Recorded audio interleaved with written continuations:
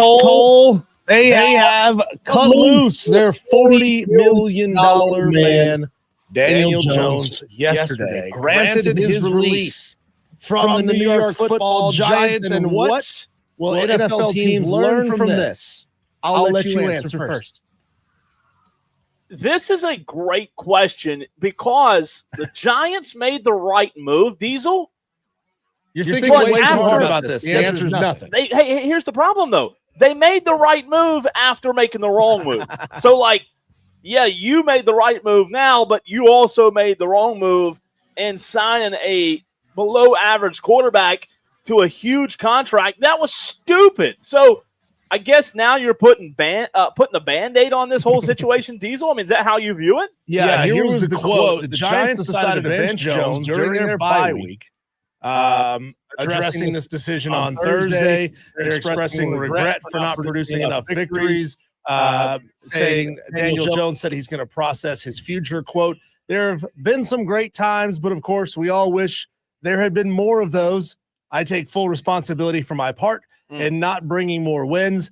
Nobody wanted to win games more than me. I gave everything I had on the field in my preparation. Of course, this season has been disappointing for all, and I wish I could have done more. I am 100% accountable for my part.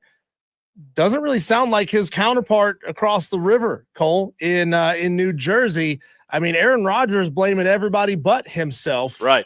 But the Giants, I mean, they make this move, Cole. It's a shocker when you consider just how much money they had tied up in him.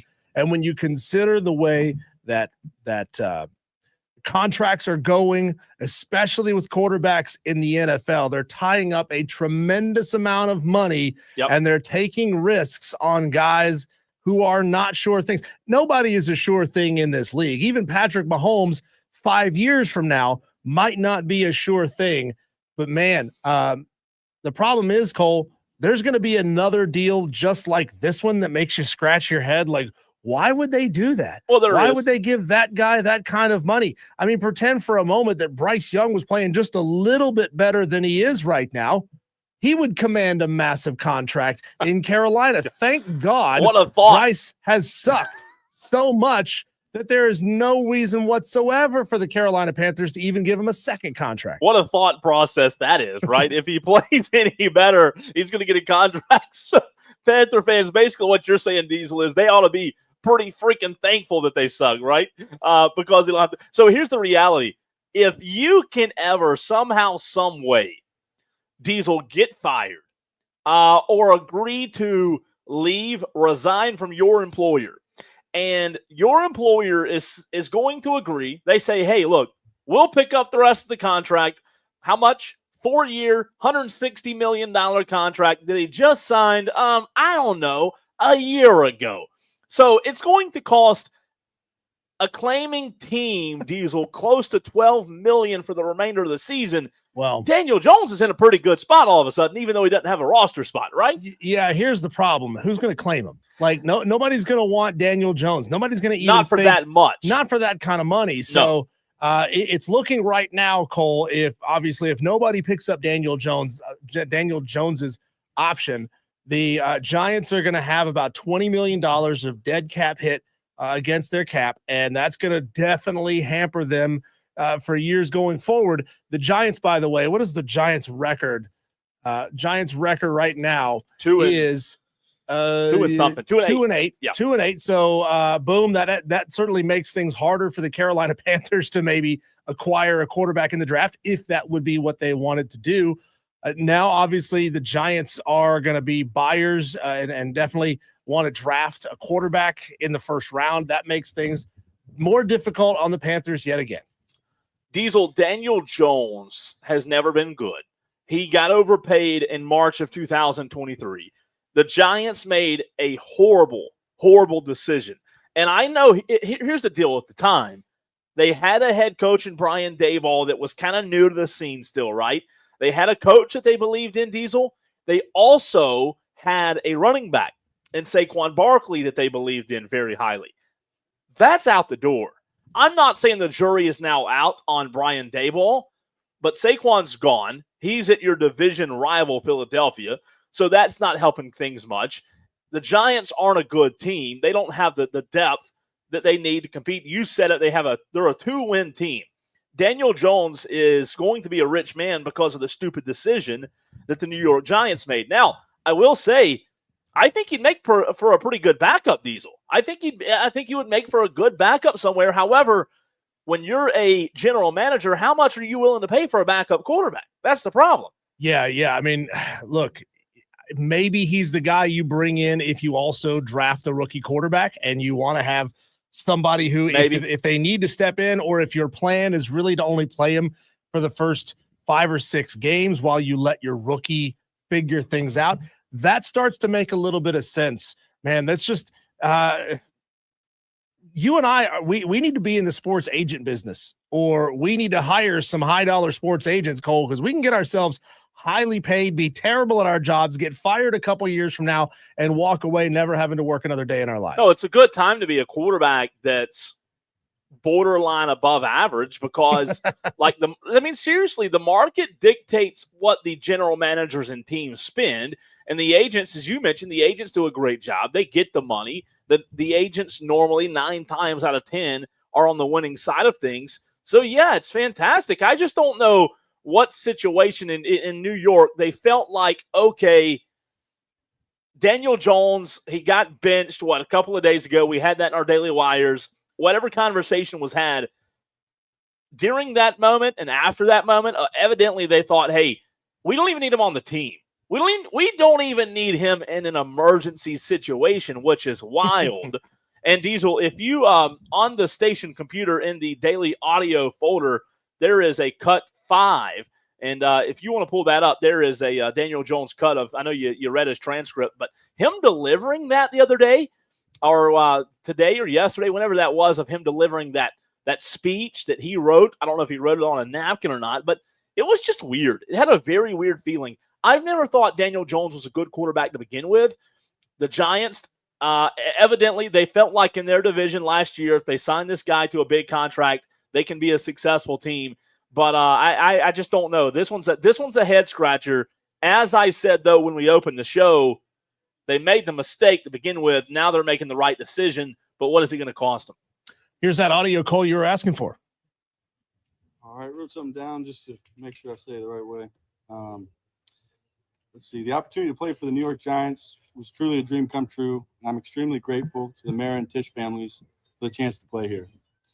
The Giants are truly a first-class organization, and I have nothing but genuine respect and appreciation for the people who have built it and who helped carry on that tradition. I've met so many special people and created relationships that will truly last a lifetime. Thank you to all my teammates, coaches, and staff that have done so much for me these past 6 years. There have been some great times, but of course, we all wish there had been more of those. I take full responsibility for my part in not bringing more wins. No one wanted to win more games worse than me, and I gave everything I had on the field and in my preparation. Of course, this season has been disappointing for all, and of course, I wish I could have done more. I'm 100% accountable for my part. I did not play well enough consistently enough to help the team get the results. The reality of the NFL is it's hard to win games and requires consistent performance from everyone involved. We didn't do that well enough, so the idea to change something happens, and I understand. I love the game. I love being part of a team. I'm excited for the next opportunity and know that there's a lot of good football in front of me, and I'm excited about that. Diesel all the fans, I have deep respect and appreciation for your passion and love for the Giants. The fans are a huge part of what makes playing for the Giants so special. I stink at football, but good news is I'm rich. He's rich. That was a weird speech, whatever you want to call it. But what's interesting about this conversation is Almighty Finesse on the YouTube stream read my mind of where I was going. Are they opening the door for Shedeur Sanders? You see what I did there? Could they? When you talk about prime, what's more prime than Prime's son in the Big Apple on the East Coast? Well, seriously, that is they have 2 wins, so they're going to be very high, Diesel, in the mock draft in April when the draft rolls around. Mm-hmm. Maybe they're just opening the door for Prime Jr. to come up there and ball out. So Cole, here's the latest draft the latest mock draft and the ideas of where they could go. As of right now, this is on tankathon.com. Anybody can find this. The projected NFL draft order will be 1 through 5: Jacksonville, Tennessee, New York Giants, Las Vegas Raiders, and New England Patriots. This was put up 3 hours ago from Matt Miller, NFL draft analyst on ESPN.com. The expected move at number 1 is that the New York Giants will trade up with Jacksonville to get a quarterback and will take Schefter Sanders. Here's what's crazy about that, Diesel. CBS Sports is also reporting the same thing. Interesting. CBS Sports is they're mocking Schefter going to. Well, if you want to have your mind blown just a little bit more, projection for the number 2 overall pick, Cleveland Browns will take Travis Hunter. Colorado Buffaloes 1-2. I mean, what a world! If you're not telling me that Deion Sanders is not going to find a tremendous amount of success. I mean, you remember how Nick Saban's mantra used to always be, we're going to create value for our players, and we're going to put them in a position to go get drafted and earn off of their talents. Right. Well, Deion Sanders has gone from taking one of the worst programs over the last 20 years in college football and having the number 1 and number 2 overall picks in 2 seasons. Yeah. In 2 seasons. That's, again, we mentioned it yesterday. That's unheard of. Like, we never, Diesel, you and I never mentioned Colorado. No one mentioned Colorado. So that's unheard of. I'll tell you this. I don't know if it would work or not. But I can't think of many places in the NFL, Diesel, that when you look at Schefter Sanders going to, and I know the Giants aren't good, but it's the market, right? It's almost Dallas. It's almost L.A. Maybe it's even more so than Dallas and L.A. in terms of the market and Sanders and Prime. I mean, here's the ultimate question, though. We've heard Deion come out and say that he will hold his son back for not allow him to go to a certain team. Would Deion allow him to go to the Big Apple to a 2-win Giants team? That's a really interesting prospect. Would he want to set his son up to go play on a good team, which means will he essentially tell the first 15 teams in the draft, you can't have him. Don't ask. He won't sign. I mean, I'm thinking John Elway back in the day when John Elway said that, I'm not playing for this team. If you draft me, I'm going to go play baseball. And that's the way it was, right? Like, we haven't seen that in a while. Was it Eli? Was Eli that way as well, or was it not? Was Eli? I think Eli was also in a similar situation where he was kind of it was. I think Madcraft, the Chargers expert, will tell us. JB on the stream says Tolo. Also good to see Almighty Finesse and JB in the YouTube stream. 112 people watching right now. And by the way, Diesel is back in the Ingles Market Studios. I am live on location on this cold, windy day at Spartanburg High School playoffs round 2, which we'll get into in the very next segment. They're here. It's time. I'm on site for Spartanburg Burns tonight, which you'll hear beginning at 7 o'clock. But I do not know, Diesel, what direction the Giants will go if they can't get Schefter. I'm not saying it's a lock. I'm not saying, like, just because 2 outlets are reporting on it, bank on it.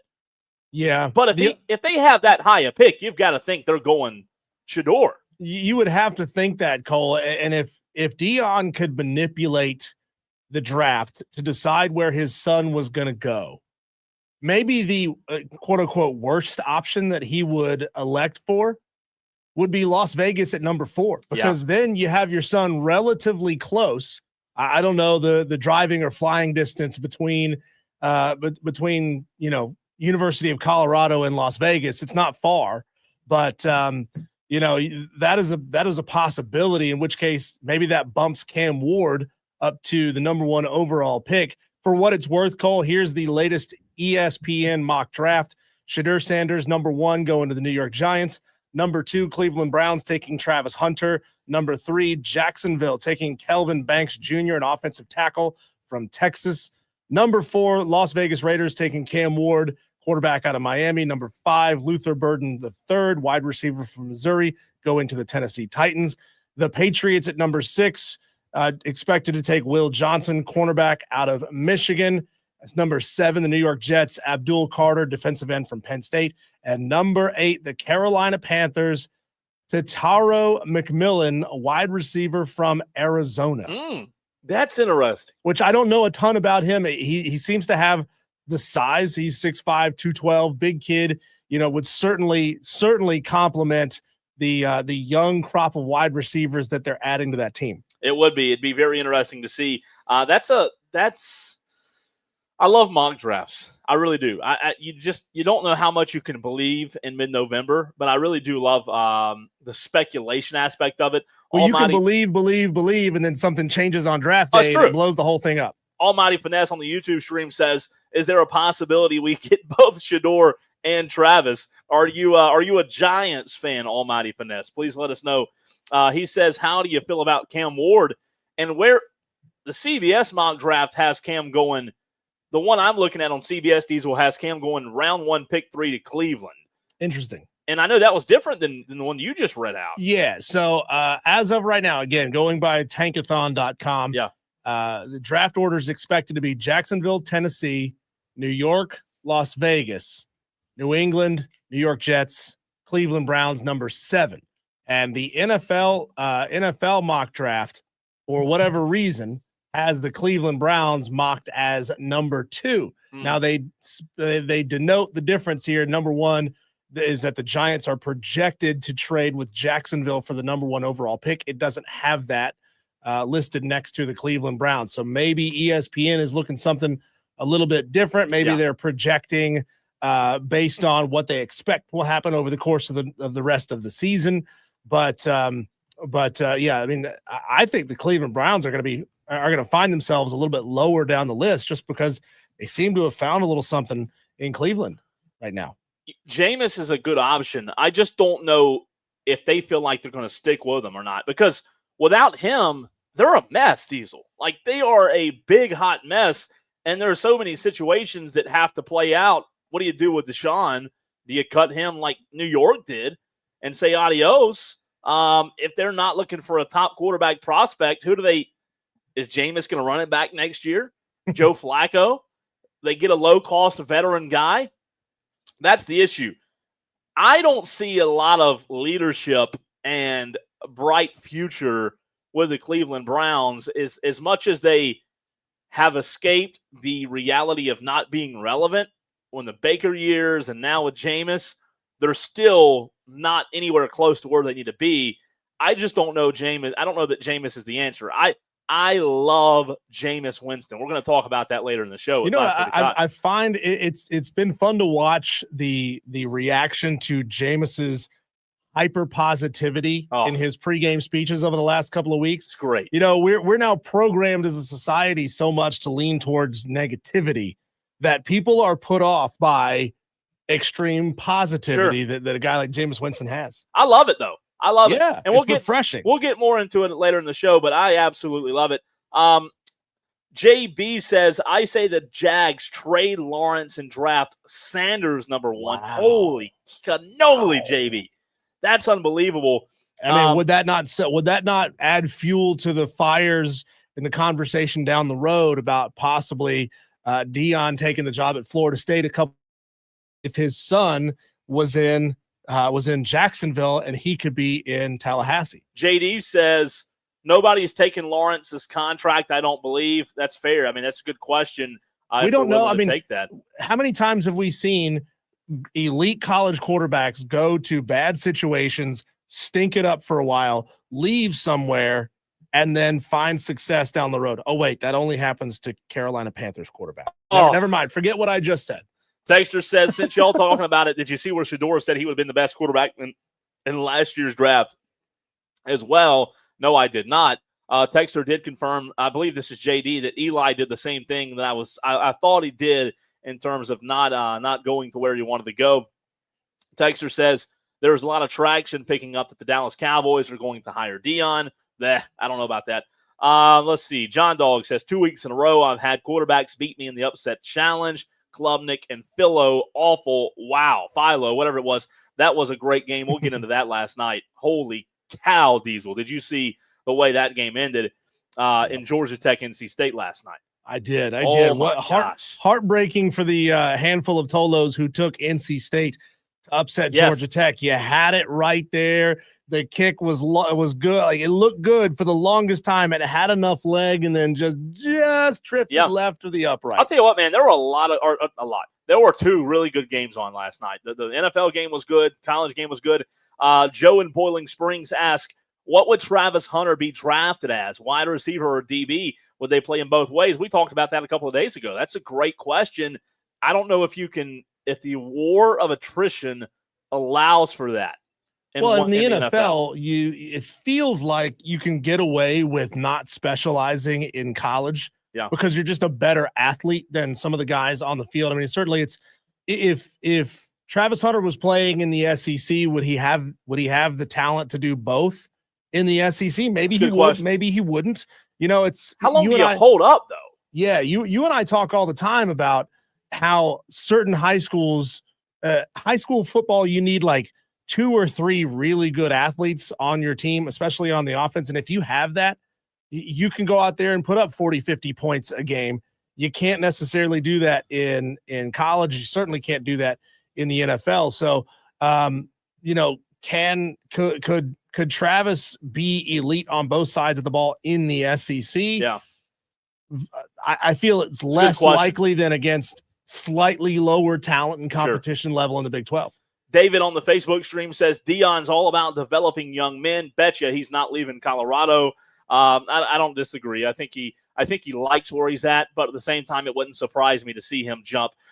You mentioned high school football, Diesel. Let's get into high school football playoffs round 2. The matchups happening in the upstate tonight. Any of you Tolos, texters out there want to chime in on the high school football conversation, you can do so using the text line 71307. Start your text with the word fan.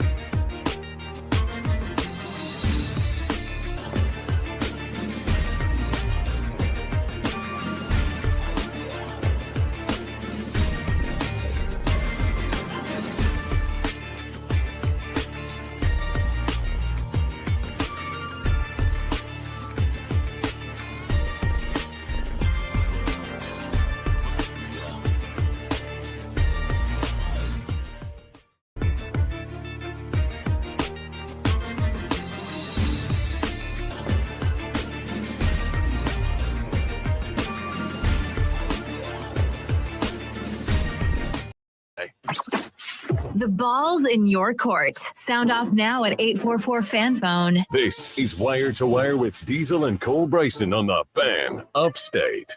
For high school football text and messages on the stream during the break. We'll get to those. If you want to chime in on the high school football conversation, you can do so. 71307. Start your text with the word fan. Phone lines are also open.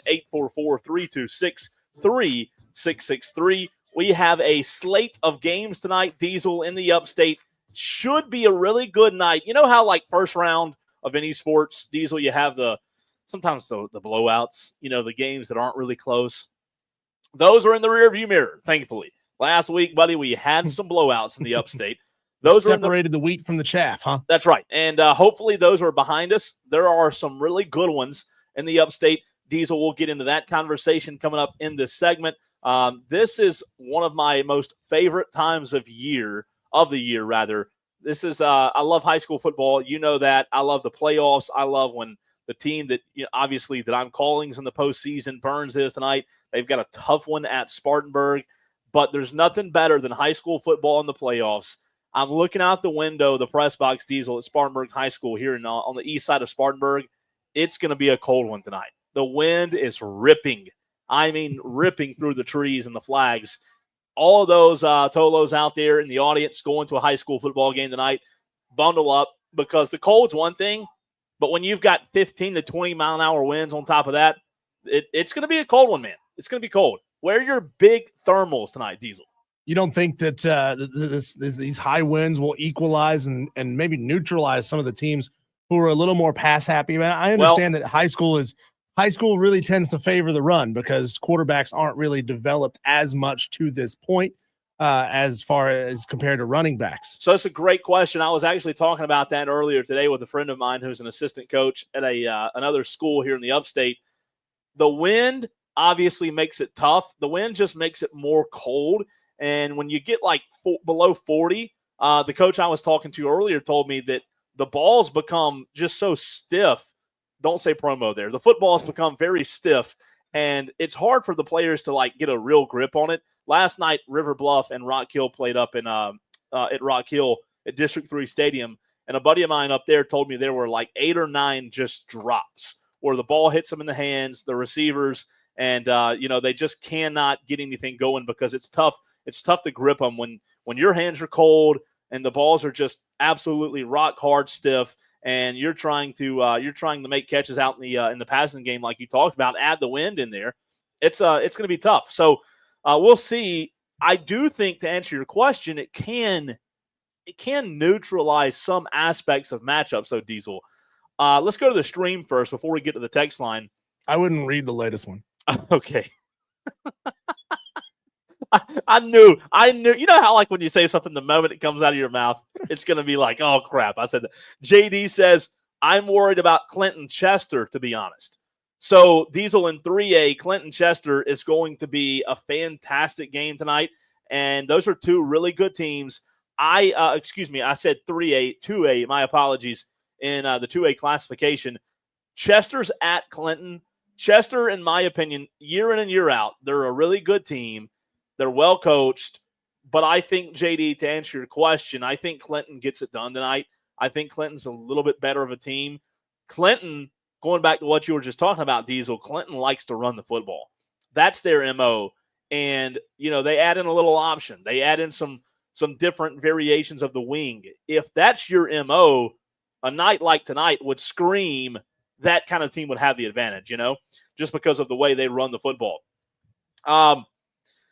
JB says, we'll see if the Rebels can give Spartanburg a game this time. Got smoked by them in the regular season. JB, you're right. 3 weeks ago, whatever it was, 4 weeks ago, Diesel, I was here. We were doing wire-to-wire, and Burns Spartanburg was not close. It was not close at all. Burns had 6 starters out that night. Obviously, it's still going to be a really tough game tonight. Spartanburg is a heck of a team. Their linebackers are probably the best linebacking core in the state. But having Trey Segura back, as someone mentioned on the stream, I believe JB, the stud sophomore running back, that's also a neutralizer. That's an equalizer, if you will. So that'll be big for Burns. Brian Pettit on the YouTube stream says Hillcrest at Greenwood Is that a true? Maybe Brian mispronounced that. I don't know what tell me what you're asking on that game, Greenwood Hillcrest. Greenwood won the first time, Brian. I'm not sure what your question is, but let me know. Texter says, Cole, does Burns have a chance this time around against Spartanburg? They have a chance. Like I said a minute ago, they've got a really good defense, but Diesel Spartanburg is the best team I've seen all year long. They are, hands down. They're that good. And it's going to be a tough night. Texter also says, wasn't Riverside Gaffney close the first time or no? Yes, it was. Riverside is at Gaffney tonight. Back in the regular season, it was a one-touchdown game. I believe it was 28-21. And Gaffney had like 7 yards of passing on the night as their final stats. It was a horrible, horrible offensive night for the Indians.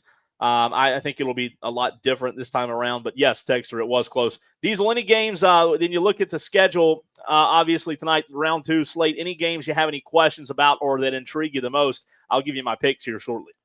Yeah, let's look at tell me what you think about how about Camden and Wren? Wren in the past has had really, really good football teams. Really good teams. Have they been able to maintain a level? I know you keep a much closer look on high school football than I do. No, Wren's good. Wren's always good, man. They've really had a good season this year. 8-2. Anthony Freight, who was at Hillcrest, all of our Tolos who live in the Hillcrest area, Simpsonville area. You know what Anthony Freight did at Hillcrest. He was a good coach, and he's at Wren now. Diesel, to answer your question, they're 8-2. They're a heck of a team, 4-1 in the region. The only losses they have on the season are to Westside and TL Hanna. 2 really, really good teams in 4A, 1 in 4A, 1 in 5A. Wren Camden tonight,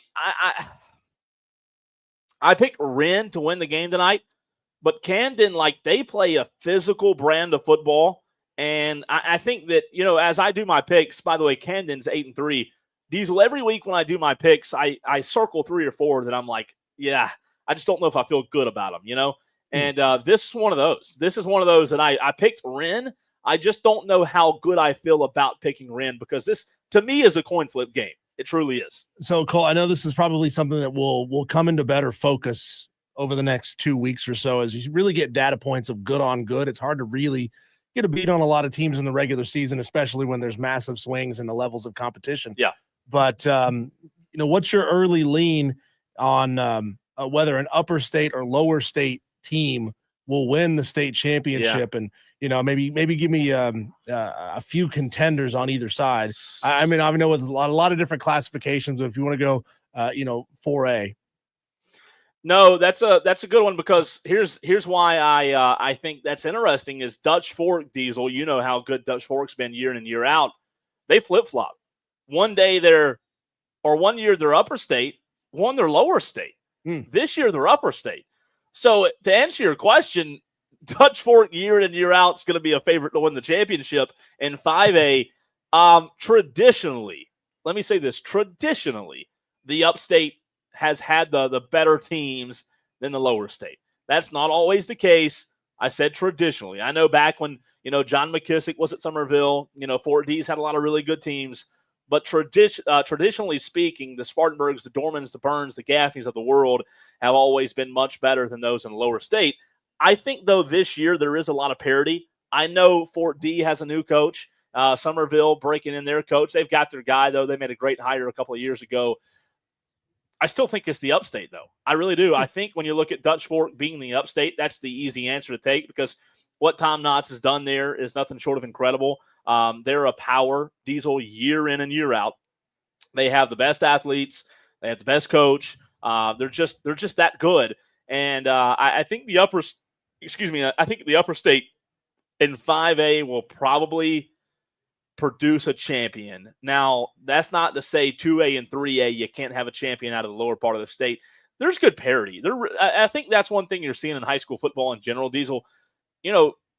When you first moved to the area, you moved to Greenville, what year, the upstate? 2007. Okay, so 2007, the traditional powers were Burns, Gaffney, Dorman. That was it.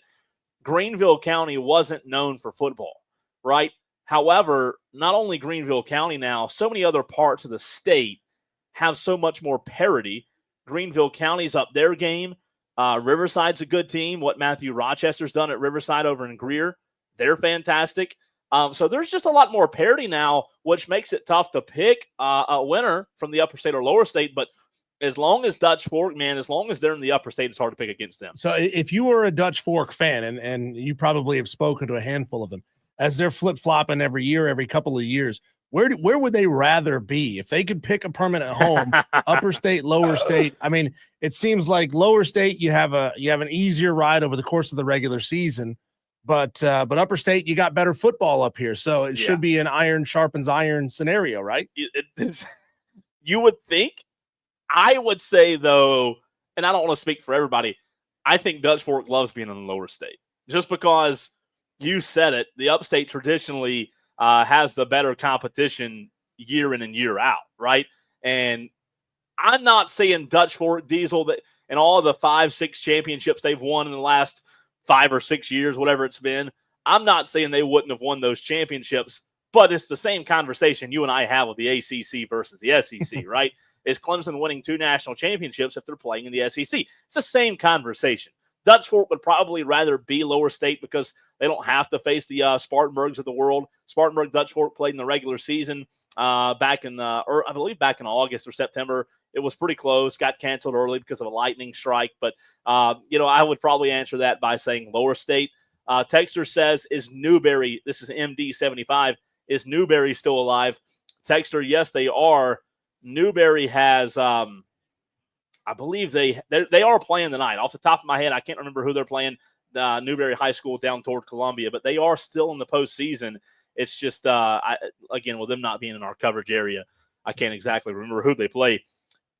Let's see. Texter says, Tripp just asked who I was talking to, and I said Cole. He said Cole Bryson, LOL. I was like, how did you know his last? Oh, that's JD. JD's kids, Diesel. They know us by name. How cool is that? How cool is that?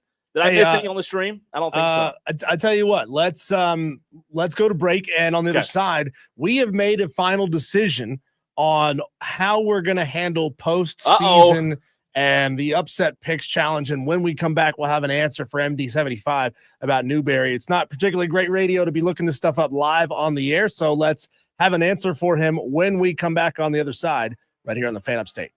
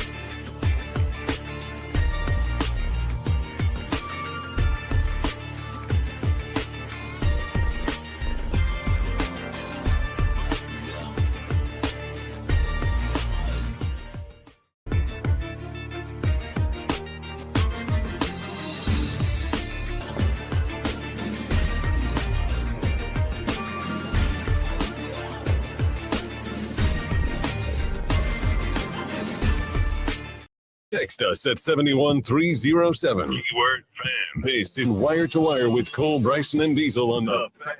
Upstate. Cole, we have punted the football multiple times throughout the season on making a decision of how we're going to handle the tail end of the season in the Upset Picks Challenge brought to you by Ingles. But it is now officially official. We have codified or codified, depending on how you say it. Pecan, yeah. Yeah. How exactly what we're going to do with the playoff games in the Wire to Wire Upset Picks Challenge brought to you by Ingles. And part of that, Cole, was because of how they scheduled the first round games and then the quarterfinals and every game after that. Part of it is based on when you and I are going to be out on vacation. We're not going to be here the week of Christmas and a handful of other days throughout the month of December. And I don't know about you, Cole, but I don't really feel like logging into the text line and doing a challenge. Plus, we're not going to be here to ask Tolos to text in their picks. Well, it's going to be very difficult to log in to the text line from the North Pole, as you and I will be helping Santa Claus with his last-minute to-do list. I don't know if they have Wi-Fi. Your beard's not wide enough for that yet. No, it's not. Mine's getting there. It's not. I don't know if they have good Wi-Fi up there or not, but I don't know if we'd be able to get the text line up there. So I deeply apologize. Yeah. So here's officially how we're gonna do it, folks. Here's officially how we're gonna do it. There will be after the regular season is done, there will be 3 more rounds of upset picks, 3 more weeks of the Upset Picks Challenge. The first one obviously will be conference championship games, and you'll have 10 games to select there. All those games are going to be played on December 6th and 7th. So Wednesday, December 4th through Friday, December 6th is when you can make those picks. Then there are going to be the pre-Christmas bowl games plus the first round of college football games, assuming there are lines at the time in those college football games to pick. Those games are going to be obviously from the very first bowl game, the Cricket Celebration Bowl on Saturday, December 14th, through the Hawaii Bowl on Tuesday, December 24th. We're going to take those submissions on December 11th through the 13th. If there are no lines for the playoff games at that point, we'll push those back to the next week. Then we're going to pick post-Christmas bowls. So December 18th, 19th, and 20th. It's our last full week before we go on vacation, obviously. Yeah. We'll have the post-Christmas bowl games and the college football playoff quarterfinal games. Again, assuming that there are lines for those games during that week. And now we certainly didn't want to have a situation where Tolos were only picking between 4 different games. It didn't really go over super well the first week of the season when we had week 0 games and Tolos only had 3 games to choose from. So we didn't want to pigeonhole a week where it was just playoff games and you only had 4 games to choose from. Nobody likes pigeons or holes, so we didn't want to do that. A few that have come in, Diesel, I know you and DB do a really good job of keeping up with these. I don't. Nashty said he wants Army plus 14.5 over Notre Dame. Jeff R. wants Arizona over TCU and 11. Let's see. Just Jess. What's up, Just Jess? She wants Vandy plus 7.5 versus LSU. Brendan Burdett says, I'll take Kentucky over Texas for 20.5. Percy wants Stanford versus Cal, 14.5.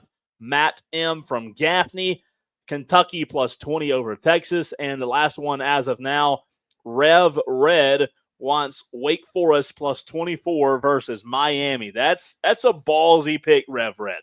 Woo! Yeah, that's a big one. I think last time I saw they were given a 5% chance to win that game in the matchup predictor. That's going to be a big. I guess they're thinking Miami's upset. They've had an extra week. Everybody's been disrespecting them for the last 14 days. So they're thinking Cam Ward and the Miami Hurricanes are absolutely going to pummel the Wake Forest Demon. And they might, right? Yeah, they might. I mean, they're gonna score a lot of points. The question is, can Wake Forest even come close to scoring with them? And that's been tough for everybody but one team they played all season. Diesel, who was your upset pick? My upset pick was UConn over Syracuse. And let me scroll back and see if I can find out what the spread was. It was not much, I don't think. That I picked it. think it was about a 10-point spread, something like that, 10.5 points. 10.5 points. It's bad, but I forgot my upset pick. Oh, here it is tonight. It's tonight. Yes. My upset pick. I have something to look forward to in the college football slate tonight, Diesel. Temple at UTSA. You ready for this? The Owls. Let's all together. Who? The Owls. That's right. Or Temple. We're going to take down UTSA tonight. We're 17.5-point dogs, but that doesn't matter. We're not looking at that. We're the better team. That's right. Temple. We're going to go out and, we're going to take name. Who? Oh, you like that? Who? Temple? Temple, baby. The Owls. The mighty, mighty Owls. That's my upset pick. I don't have a ton of confidence, though. Take a wild guess. I'm sure you know where they play. Temple plays at Lincoln Financial Field. Take a wild guess. At the Eagles Stadium? Yes, they do. They don't have their own on-campus stadium. They play where the Eagles play. I did not realize that. Take a guess at what the announced attendance was for their very last game where they beat the Florida Atlantic Owls 18-15. And remember, they were 2-7 at the time, playing another 2-7 team. A guess on the total attendance. Mm-hmm. And the stadium holds. I'm gonna be willing to bet the state. Yeah, something like that. I'm gonna guess 4,700. Oh, you got to give them a little more. Okay, I'm giving. All right, 10,000. I said reported attendance, not actual attendance. 10. Let's go. Actual 10. attendance. Reported attendance was 12,291. Ooh. Which was, God, they could probably fill the sections between the 40s on either side of the stadium and pack it out. God, that's put bad. everybody sholdder to shoulder in there. Is that not hilarious though? I just totally forgot, Diesel, until you said that they play at the Link. Man, what a sad time to be a Temple Owl. People won't show up. You don't even have your own stadium. That's rough. All right. We're going to run. Top of the hour, we'll be joined by Smitty. Sports Talk Media Network joins us every Friday at 4 p.m. All things Clemson, all things South Carolina. That's next.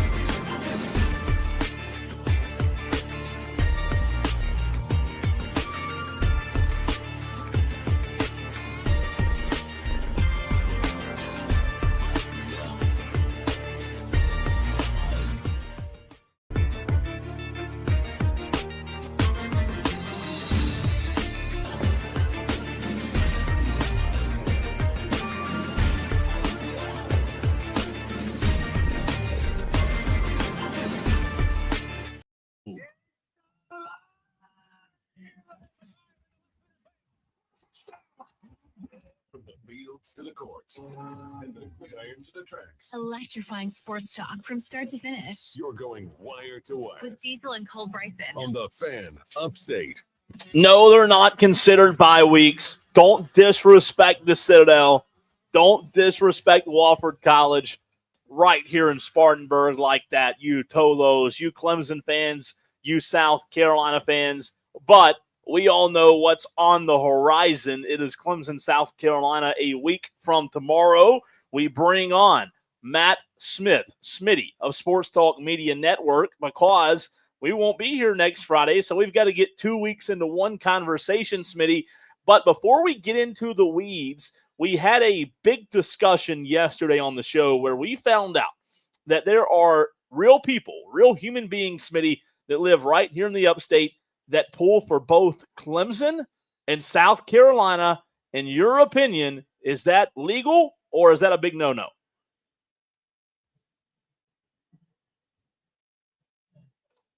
Did we lose Smitty? Smitty, do we have you? Maybe not. Smitty, do we have you? I love Let me put him on hold. Cole, see if I can get him right back. It's all good. I love that. Just for those that don't know, you pull the curtains back on radio a little bit. You have to hit several buttons, and it's the most fun when you ask a long-winded question, right? Like I did, and then you ask it, and there's no response. You know, there's a gift of gab. Unfortunately, I have it, so I'll be shorter if I can get Smitty back on. But Diesel in the Ingles Market Studios is efforting Smitty back on the renewal by Anderson of the Carolinas fan. Let's see if we got him now. Smitty, can you hear us? I got you guys. Yeah. There we go. Sweet. There we go. Smitty, did you hear any of my first question for you? I did. And, you know, like you, I think, you know, based on your reaction there, I used to think growing up that was like the abominable snowman, the Loch Ness Monster. But now that I have lived and traveled, I have encountered many, many, many people that do pull for both teams. And you know what? I'm okay with it now, because what I don't like these days is the blind tribalism that we have. So anything that Dabo Swinney says is right, and anything that Shane Beamer says is right if you're on the other side, and anything that Clemson's ever done is correct, and anything that South Carolina's ever done is correct if you happen to be on a different message board. So that's what I don't like. I like it when we can come together as a group and have open-minded discussions, which are few and far between. That's why I look forward to Friday. Well, Smitty, I'm going to shut that door and slam it right now, because I want to ask you which fan base would be more livid, more vitriol-laced with their head coach if the game doesn't go in their favor. I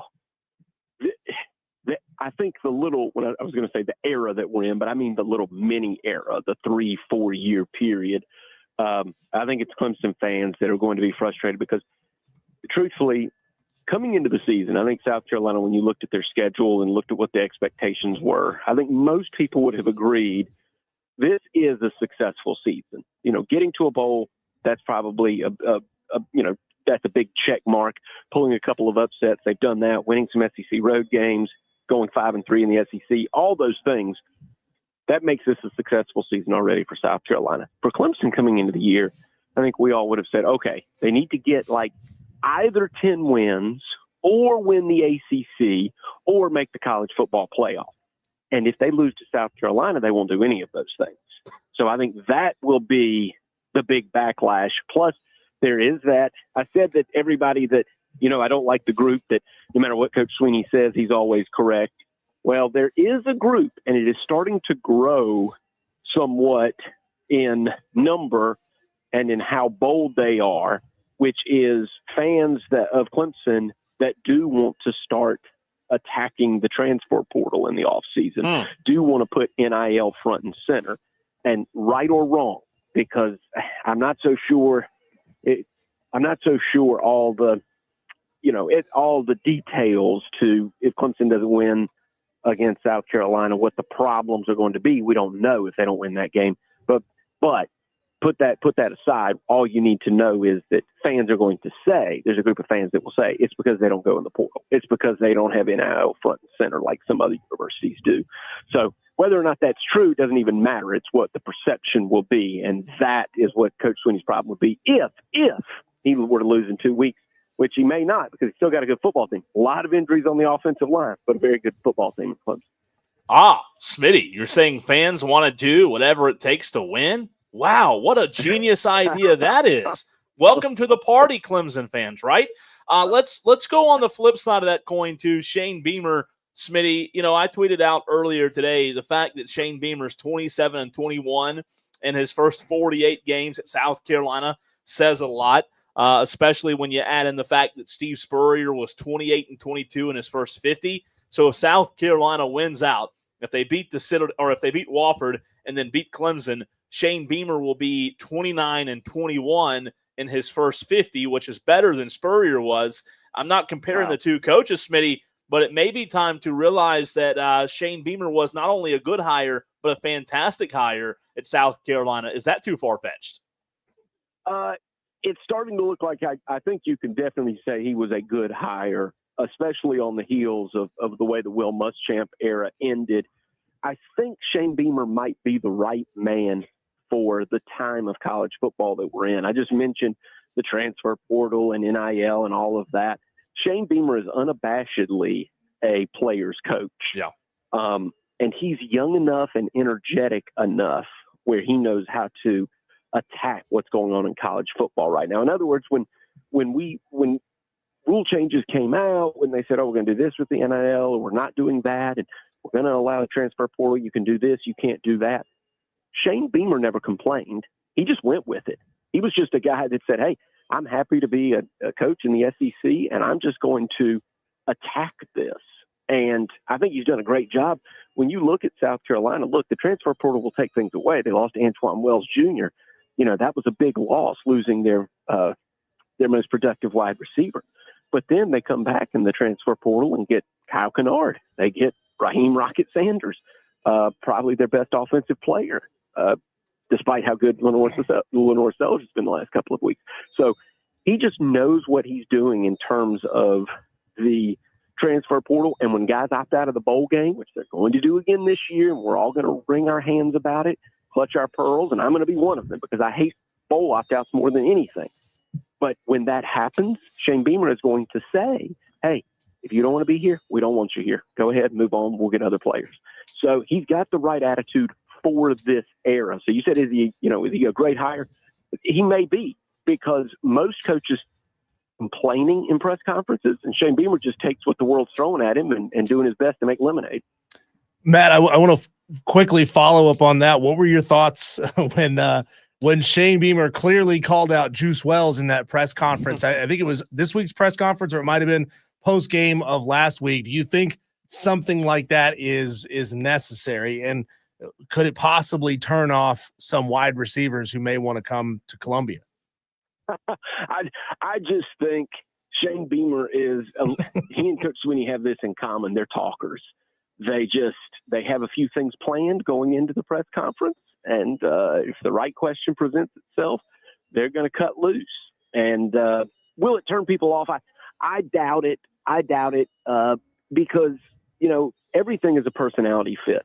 Whatever Dabo Sweeney has said over the years, all these players in the Clemson locker room right now, they're behind it. They're into it. He's their guy. The same with Shane Beamer. So I just think that they're coaches that like to talk. Lane Kiffin likes to talk. There's a few of them around that are just really good quotes. And we're lucky to have two of them in this state. But so I think Shane Beamer's doing such a good job of connecting with young players. I don't think it will be a problem. I think he's more of when he takes shots at Antoine Wells, it's about, I'm for my guys, the people that want to be here. And you got to love that, right? Like if you're one of his guys, there's no better feeling than having your coach feel that way about you, stick up for you, stand up for you, right? Smitty, Sports Talk Media Network, joining us as he does on Fridays. Smitty, you will not be joining us next week because there will be no us next week. We are going to be in a bad state of mind after turkeys and hams attacked Diesel and I on Thursday. We'll be trying to recover Diesel and I have actually discussed, brainstormed doing some kind of walk the day after on Friday to see if we can cut some calories. We don't know if that'll happen or not, but your early lean on South Carolina Clemson almost a week out. Well, we were talking about this on Sports Talk at the beginning of the week, and I went to FanDuel because we'll have a look line, and their look-ahead line was Clemson -2.5. My early lean is South Carolina for this reason. I think a few factors play in their favor this year. You know, that noon start at Clemson, you know, if it were a night game at Clemson, I think that would be a little lean in Clemson's favor. That'd be a factor in Clemson's favor, but it's a noon start at Death Valley. And if you look at the way these two teams have played since 1992 in I forget the numbers. I can't remember precisely the numbers, but South Carolina's done okay at Death Valley. Well, in part because then the SEC officials show up, and they've done not nearly as well at Williams-Brice Stadium. When Clemson is the road team, the ACC officials are there. And I'm not saying anybody's biased. I'm saying things like, you know this, they don't call holding very often in the SEC, et cetera, et cetera. They have quirks with the different crews. And I just think that's just a little underrated factor. So I'm going to lean towards South Carolina for that reason. I don't think the home field advantage will be as big a factor as it usually is. And secondly, Clemson has 9 injured offensive linemen currently. 9. 4 are out for the season. They're going to get a couple of back. Tristan Lee will be back, I'm sure, for the South Carolina game. They're going to have some healthier linemen. But you don't even want to be dealing with hang nails and sprained ankles when you're facing South Carolina's defensive line with what they're bringing to the table. I think that's the difference this year. I think South Carolina, I would favor them because of what they do on the defensive line with Kennard and Stewart and Hemingway and Sanders. I think that group right now is better than Clemson's offensive line, and it's going to cause problems for Cade Klubnik. I love Phil Maffa, love Cade Klubnik, love Antonio Williams, but you can't get anything done without good blocking up front. I think Clemson's going to have a really hard time keeping Kyle Kennard out of Cade Klubnik's space. So, Smitty, if you're offensive coordinator, congratulations! I just gave you a new position and a very hefty pay raise. If you're offensive coordinator for Clemson and some of your offensive linemen are suspect, their health, what is your game plan to try to combat that really ferocious defensive line and an edge pressure that you're going to get from South Carolina? Are you trying to set the edge and still keep the pocket clean and let Cade Klubnik work that way? Or are you designing a lot of plays where he can get outside and try to stretch the field out?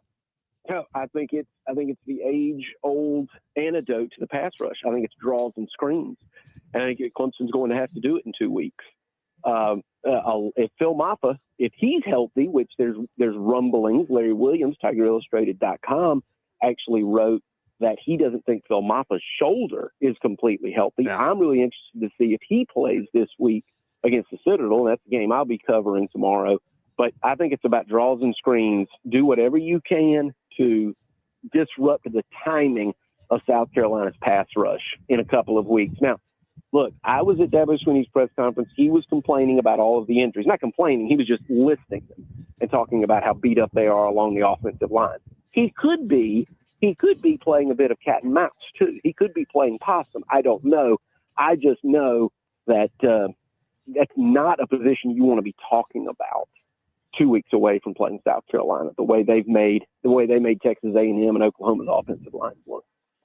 We're talking to Smitty, Matt Smith, Sports Talk Media Network. Smitty, you and I were at the South Carolina-Missouri game. Boy, did that game – I know the A&M game and the celebration and the rushing the field. I get that was probably the more celebrated game, but the way the Missouri game played out down the stretch, you and I and Diesel talked about it last Friday, with them just having the monkey on their back of not being able to get past Missouri, and they finally do.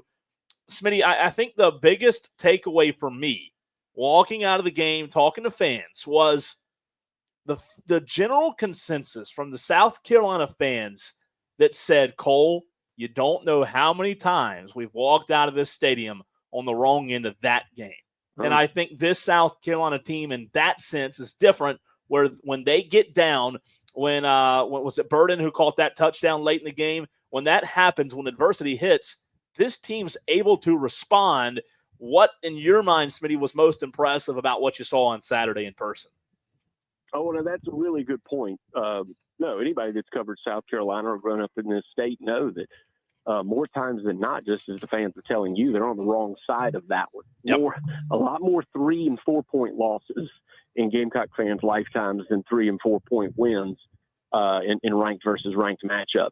What was most impressive? I think I'd like to know what's going on with Dowell Loggins.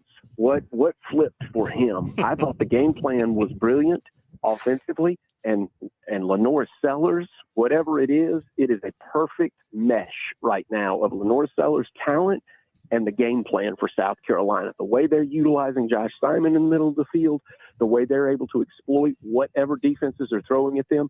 You want to blitz Lenore Sellers, he's fine with that. He'll roll out of the pocket by time and buy enough time for his receivers to win on their routes at the top of their routes. Those guys are all making plays, guys that we weren't anticipating making an impact this year for South Carolina are making impacts, like Dalvin Campbell from Coastal Carolina. Jared Brown, he showed a gear I didn't know he had.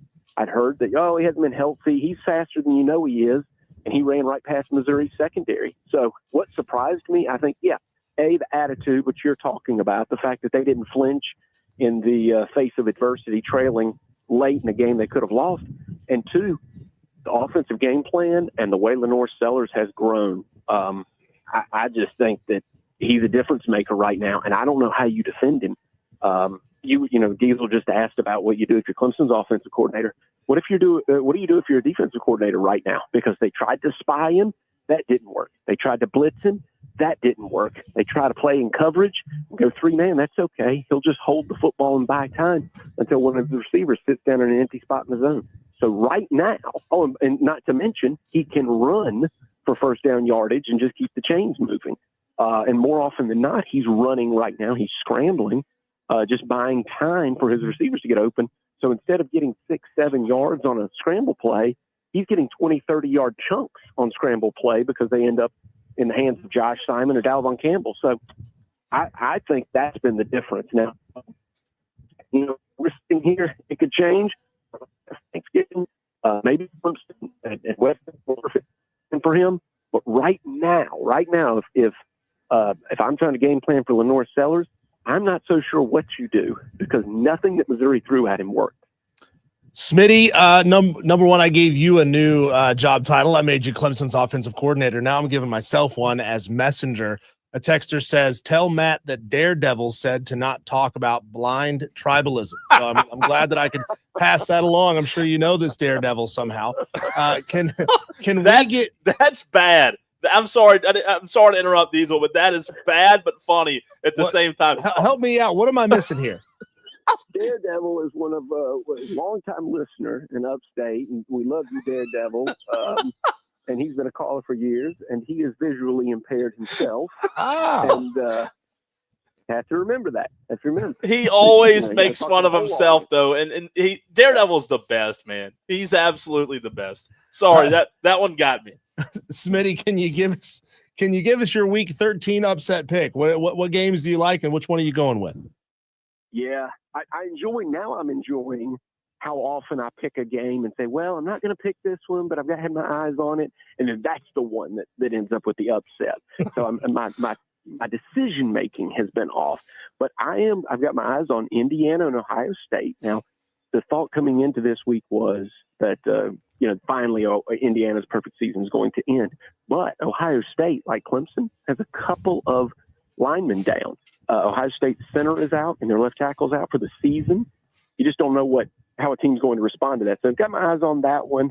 And here's the one I'm going to pick. I think this is not for football reasons. This is like personality reasons. I think there is something rotting at LSU. Look, I don't follow recruiting that closely, but Bryce Underwood is supposed to be the next, Cam Newton, Vince Young type recruit. He just flipped. We're seeing Brian Kelly screaming at star receivers on the sideline. LSU has not looked like the same team in the second half of the season as they did in the first half of the season. So for those reasons, I think something's wrong at LSU. I don't know if the locker room's giving up on Brian Kelly or what's happening, but it's nothing but bad news out of Baton Rouge. So I'm going to pick Vanderbilt to go on the road into that Death Valley in one of the hardest places to play in the entire country and pick off LSU. Wow. I like that. And Smitty, someone may need to see if the operator can put them on through and call on down to Baton Rouge to see if they can get things fixed, right? Oh, now, wait a minute. Is that George Strait? Garth Brooks. Garth Brooks. You were close. You're the best, man. I haven't listened to country music since Rascal Flatts hit the scene. Always appreciate you, Smitty. Great stuff as always. We'll talk to you in 2 weeks if that's okay. Absolutely. Happy Thanksgiving, boys. Yes. I know Cole's going to skip a lot. You're missing out there, Cole. Go back. I'm telling you, give the other legs a second look. Smitty, I'm going to ask you one more impossible question. Call this the Kobayashi Maru. Who makes a better stuffing or dressing, whichever one you call it? Your wife or your mom? Oh. Well, I'm just out of earshot from my wife, who does not cook. So, like that one's. That's great. By default. That's a terrible. That's a 35-point spread in that game. Thank you, Smitty. Matt Smith, Sports Talk Media Network. Always fantastic to catch up with Smitty. And now I'm getting hungry. Now I'm ready for my turkey and dressing, Diesel. I'm ready. Sign me up. But it's got to be sausage dressing, right? Like I don't do stuffing, traditional stuffing where they actually stuff it up. I'm not eating anything that comes out of a turkey's rear end. But I like the good sausage stuffing or dressing that's got little bits of crumbled up sausage in it and all the vegetables. And it's got to be baked. I don't want none of this mushy stuff. Yeah. No, I'm with you there. I like that. We're on the same page. We always called it cornbread dressing. I got into it last week. I believe it was Thursday or Friday on the show when you were out. I started talking about dressing stuffing. And I'm a dressing guy. Stuffing, it's okay. I'll eat it. But cornbread dressing, kind of like you're talking about, more baked is what I'm a fan of. That's the way to do it. It's fantastic.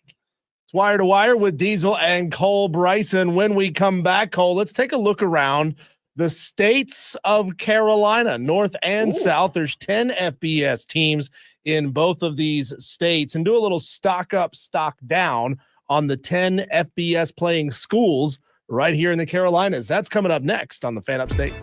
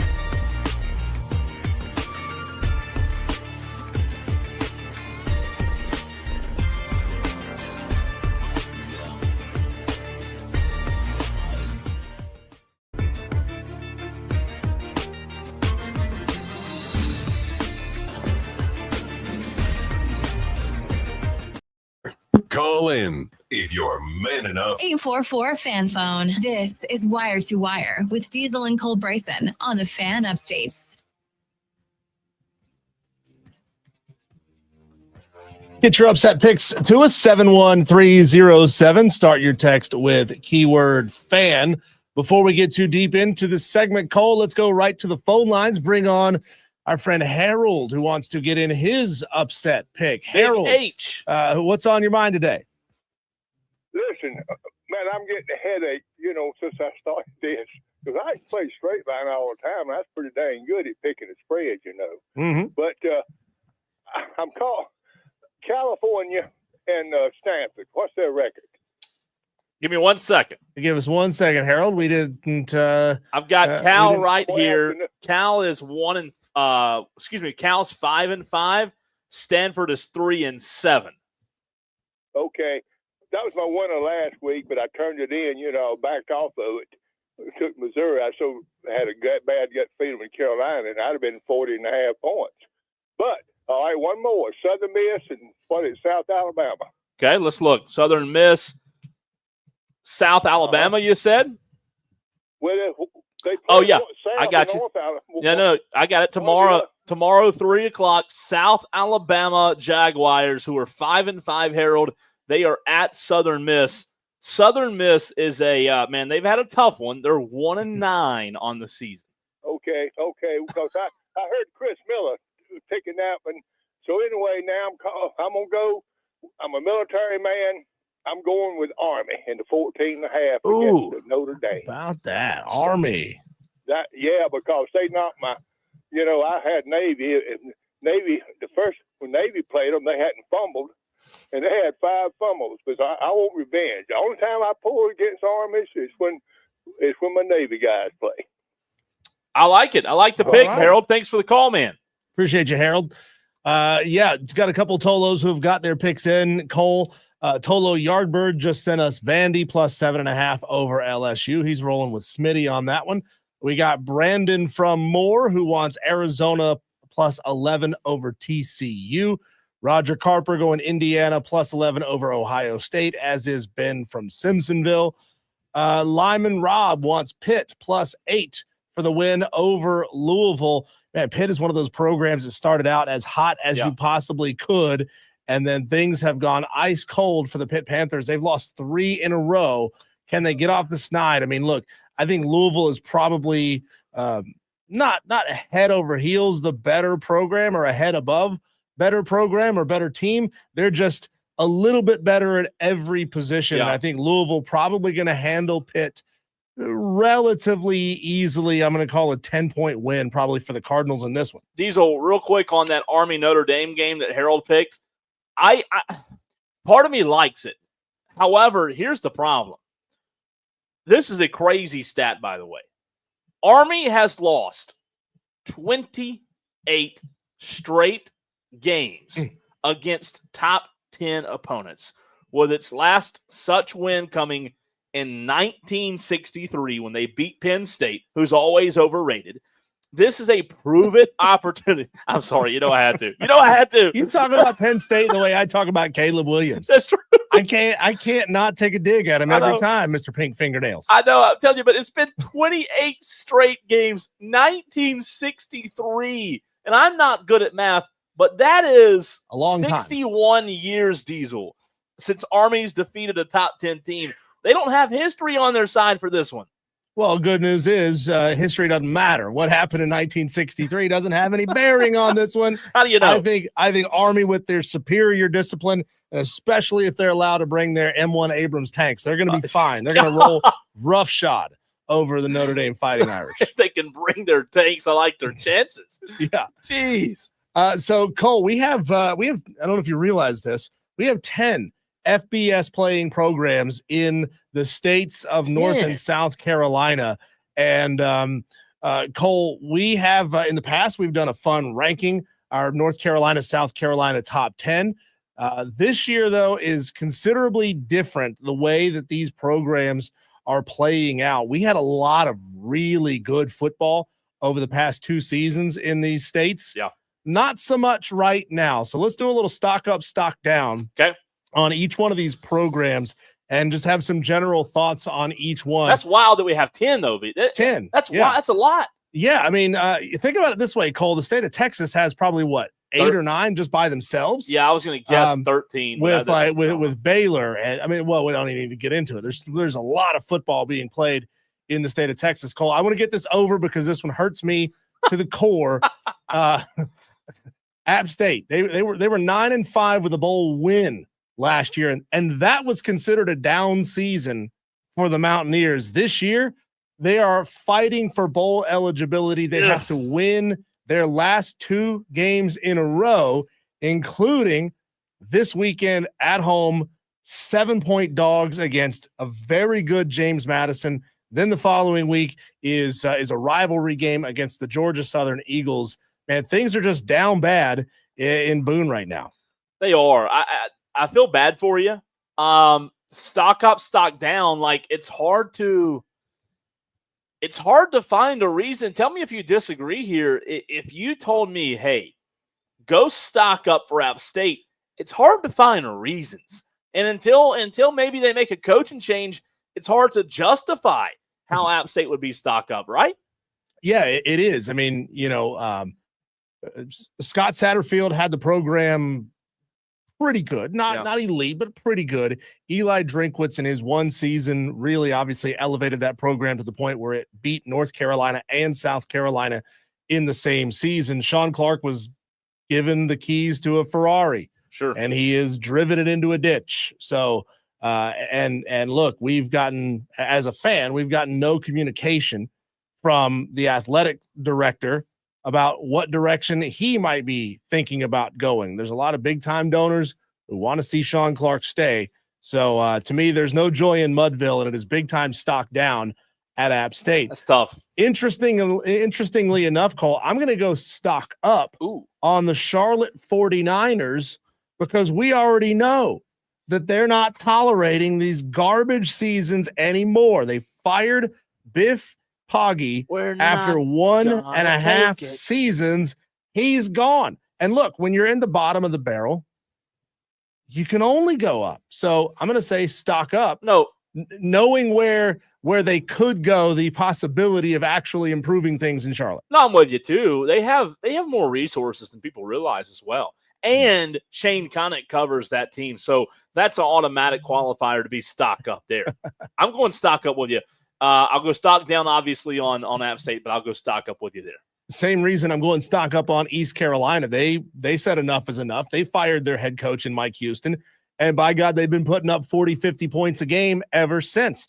Now, we got to wait and see who it is they hire. If they hire somebody that's disappointing, maybe the stock will fall again. But as of right now, stock is up on the Pirates. You know what? That's an interesting one, Diesel. Like, where are we at? Because we were told, weren't we told a few years ago that Mike Houston was a good coach? Yeah, coming out of James Madison, he was one of the hot names. And that's something that I just can't wrap my mind around. I'm not totally sold on the fact that Mike's still not a good coach. Maybe he needs a different change of scenery, maybe.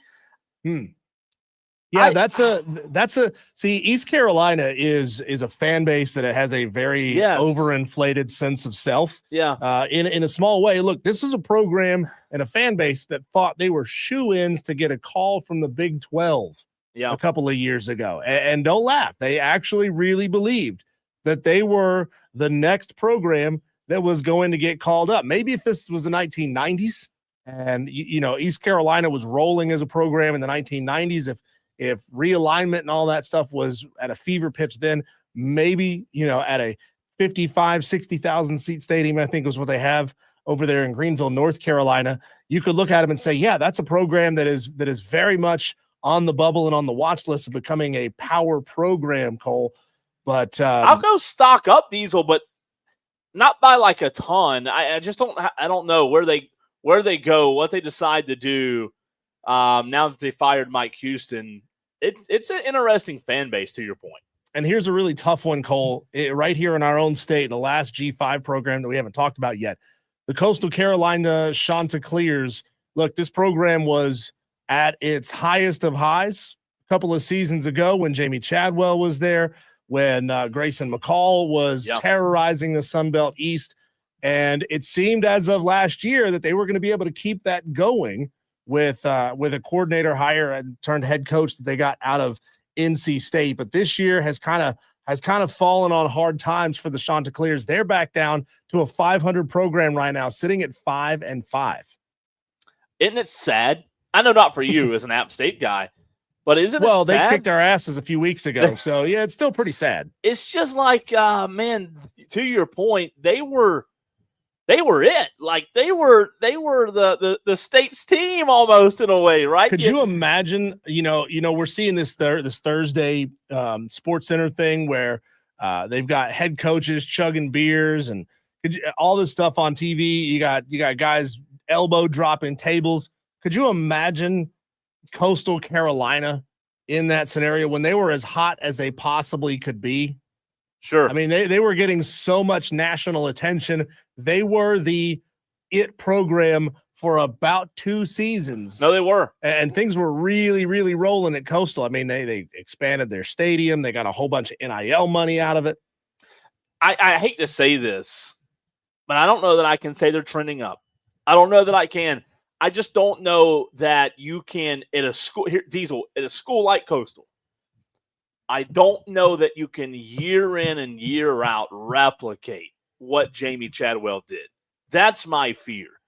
Jamie Chadwell set the bar here. He set the bar high.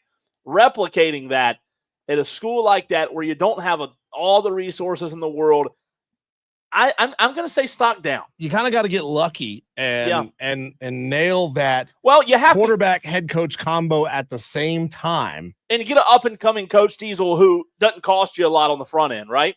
Yeah, that's true. I mean, maybe the answer is somebody finally giving Willie Korn a shot at a head coaching role, and Willie Korn spent a couple of years on the sidelines there in Conway, so maybe that's where he gets his shot. Obviously. Some programs, and I've talked about this with some of my own fan base, and they're saying don't hire Willie Korn because he's got the Jamie Chadwell stink on him. Well, guess what? They're not turned off by that. They're not turning their nose up on that in Conway. So, Cole, we're kind of short on time, so I'm gonna run through these last couple really quickly. I'll just name them off, and you give me stock up, stock down on the ones that you want to. Wake Forest, North Carolina, NC State, Duke, South Carolina, and Clemson. I'm going stock down on Wake. Me too. NC State, on UNC, and oddly enough, Clemson. Stock down on those 4 programs. I'm going to disagree with you on UNC for the fact of Mac Brown is probably done, right? Mm-hmm. I think they hit on the next one. I think they're able to bring in a guy that can, I'm not saying transform that culture, but elevate them back to where they're competing for ACC championships. I'll go stock up coming soon for UNC, down for NC State, because I was a believer for way too long in Dave Doran.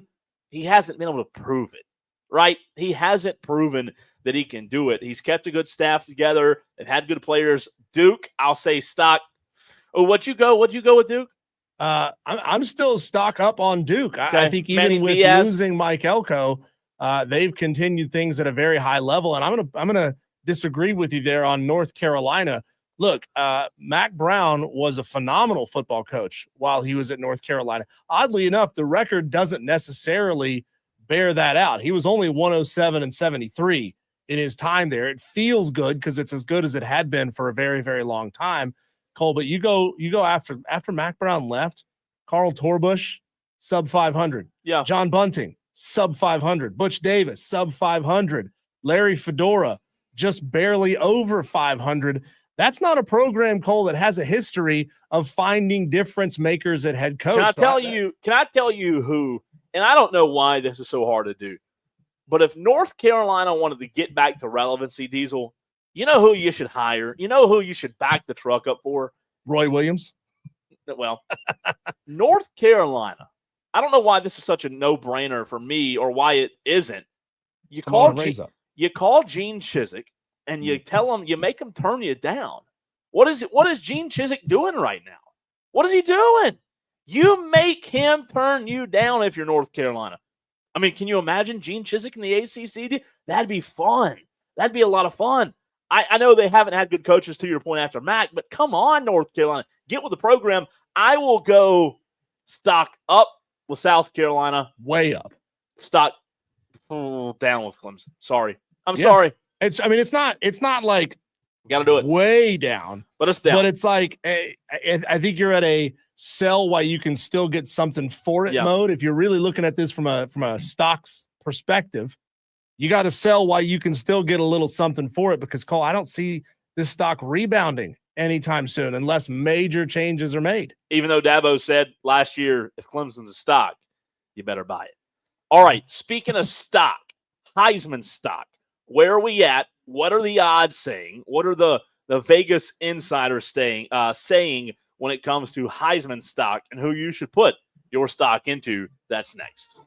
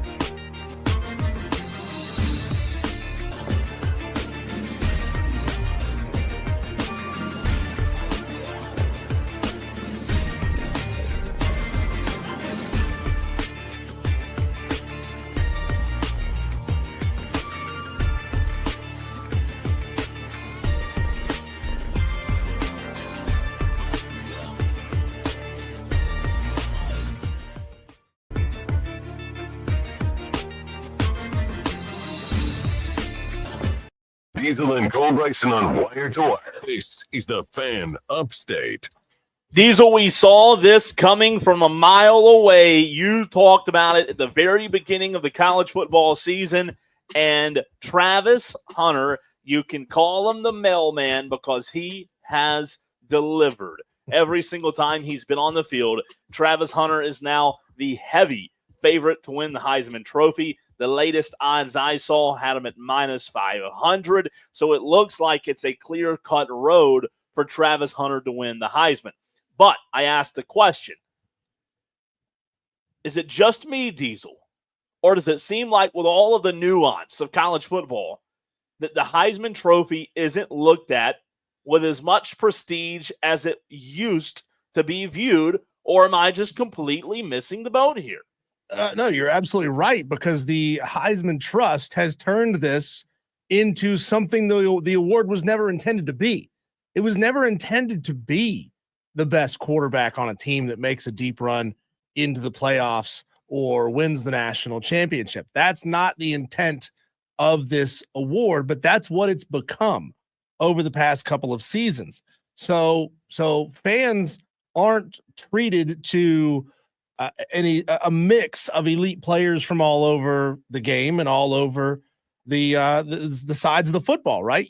It's not like you have one elite quarterback going against an elite wide receiver and a running back and insert one or two other guys here or there, right? Somebody who's just really special and has 30 picks over the course of the season, right? So it's the Heisman Trust's own fault for eroding their own award. I mean, why should we care when you can kind of already predict who it's going to be, as long as it's going to be somebody on a quarterback for a team that's in the playoff? But you know what? Like, I felt like they used to do a better job because you had other positions win it. Steve Owens at running back from Oklahoma. O.J. Simpson, right?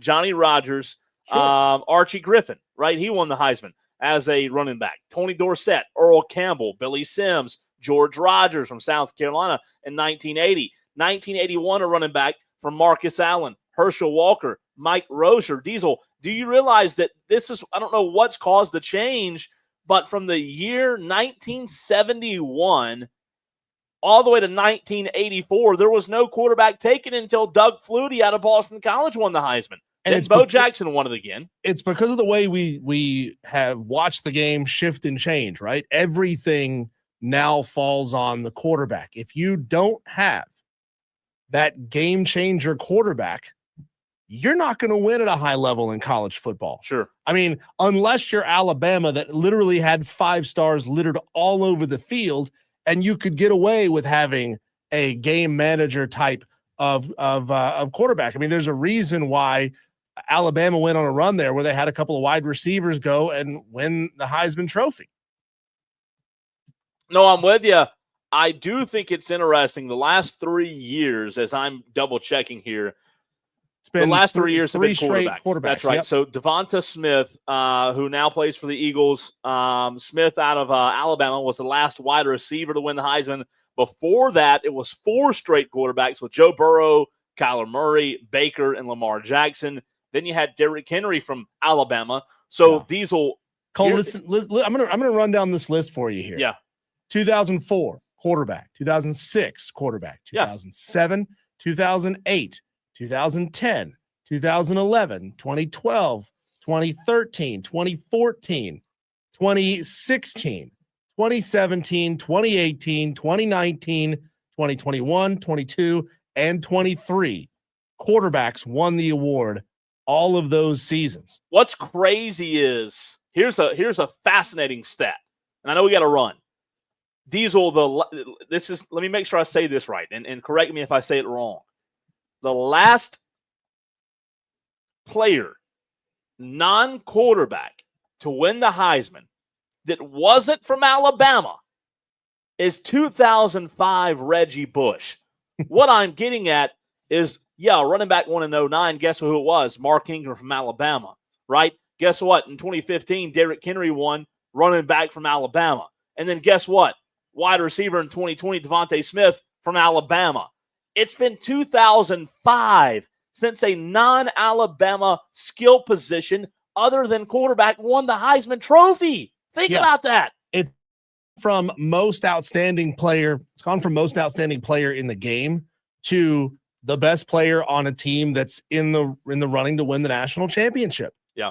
And crazy, in that man. sense, I mean, look, I think this year gives us one of the most compelling Heisman Trophy races that we've had in a long time. Yeah. We've got a two-way player in here. We've got a running back from a G5 school in there. So I think it just makes it really, really interesting. It's not the usual suspects, you know? Yeah, I'm with you. I think it's fascinating, and I do think unless something drastically changes, Diesel, Travis Hunter's the Heisman.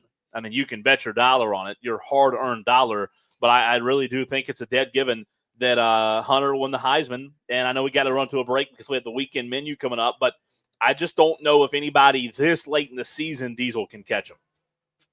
No, you're absolutely right. When we come back, Cole, let's look at the tastiest games of each time slot on Saturday. You can only get to choose one. You only get one scoop of one appetizer, main course, and dessert on your plate.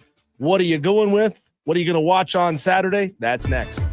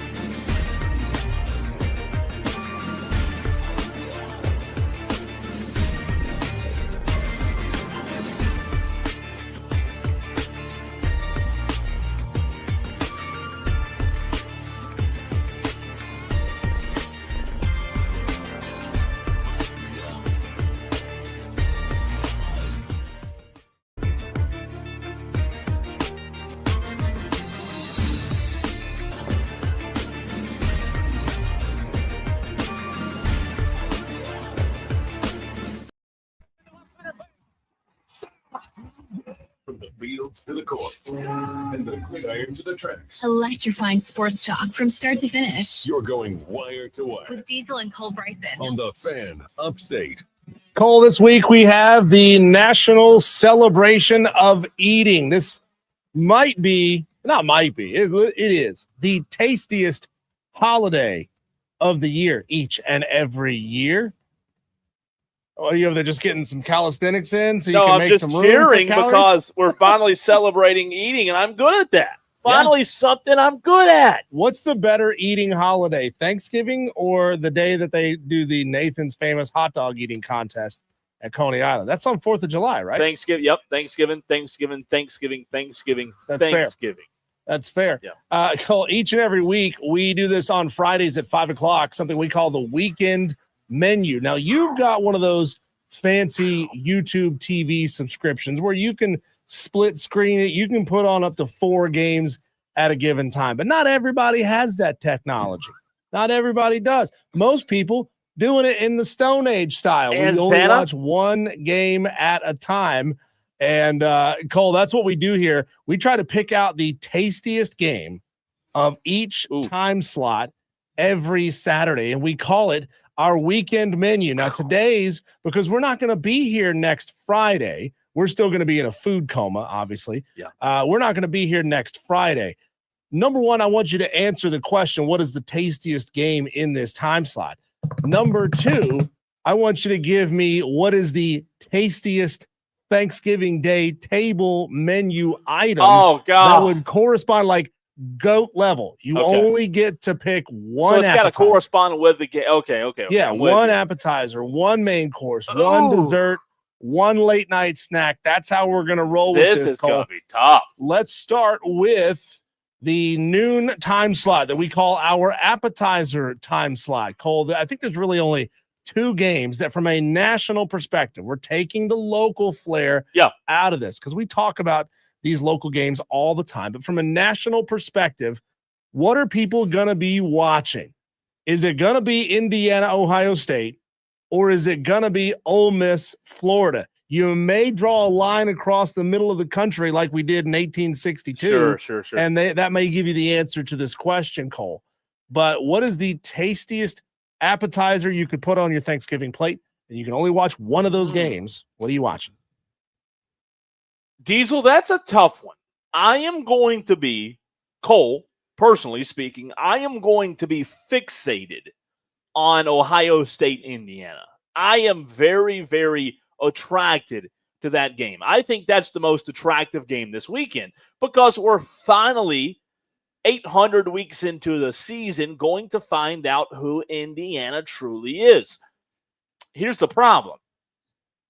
If Ohio State comes out guns a-blazing, Diesel, by halftime, this might not be the game. It may be the Ole Miss Florida game. Maybe that one stays closer for a longer amount of time.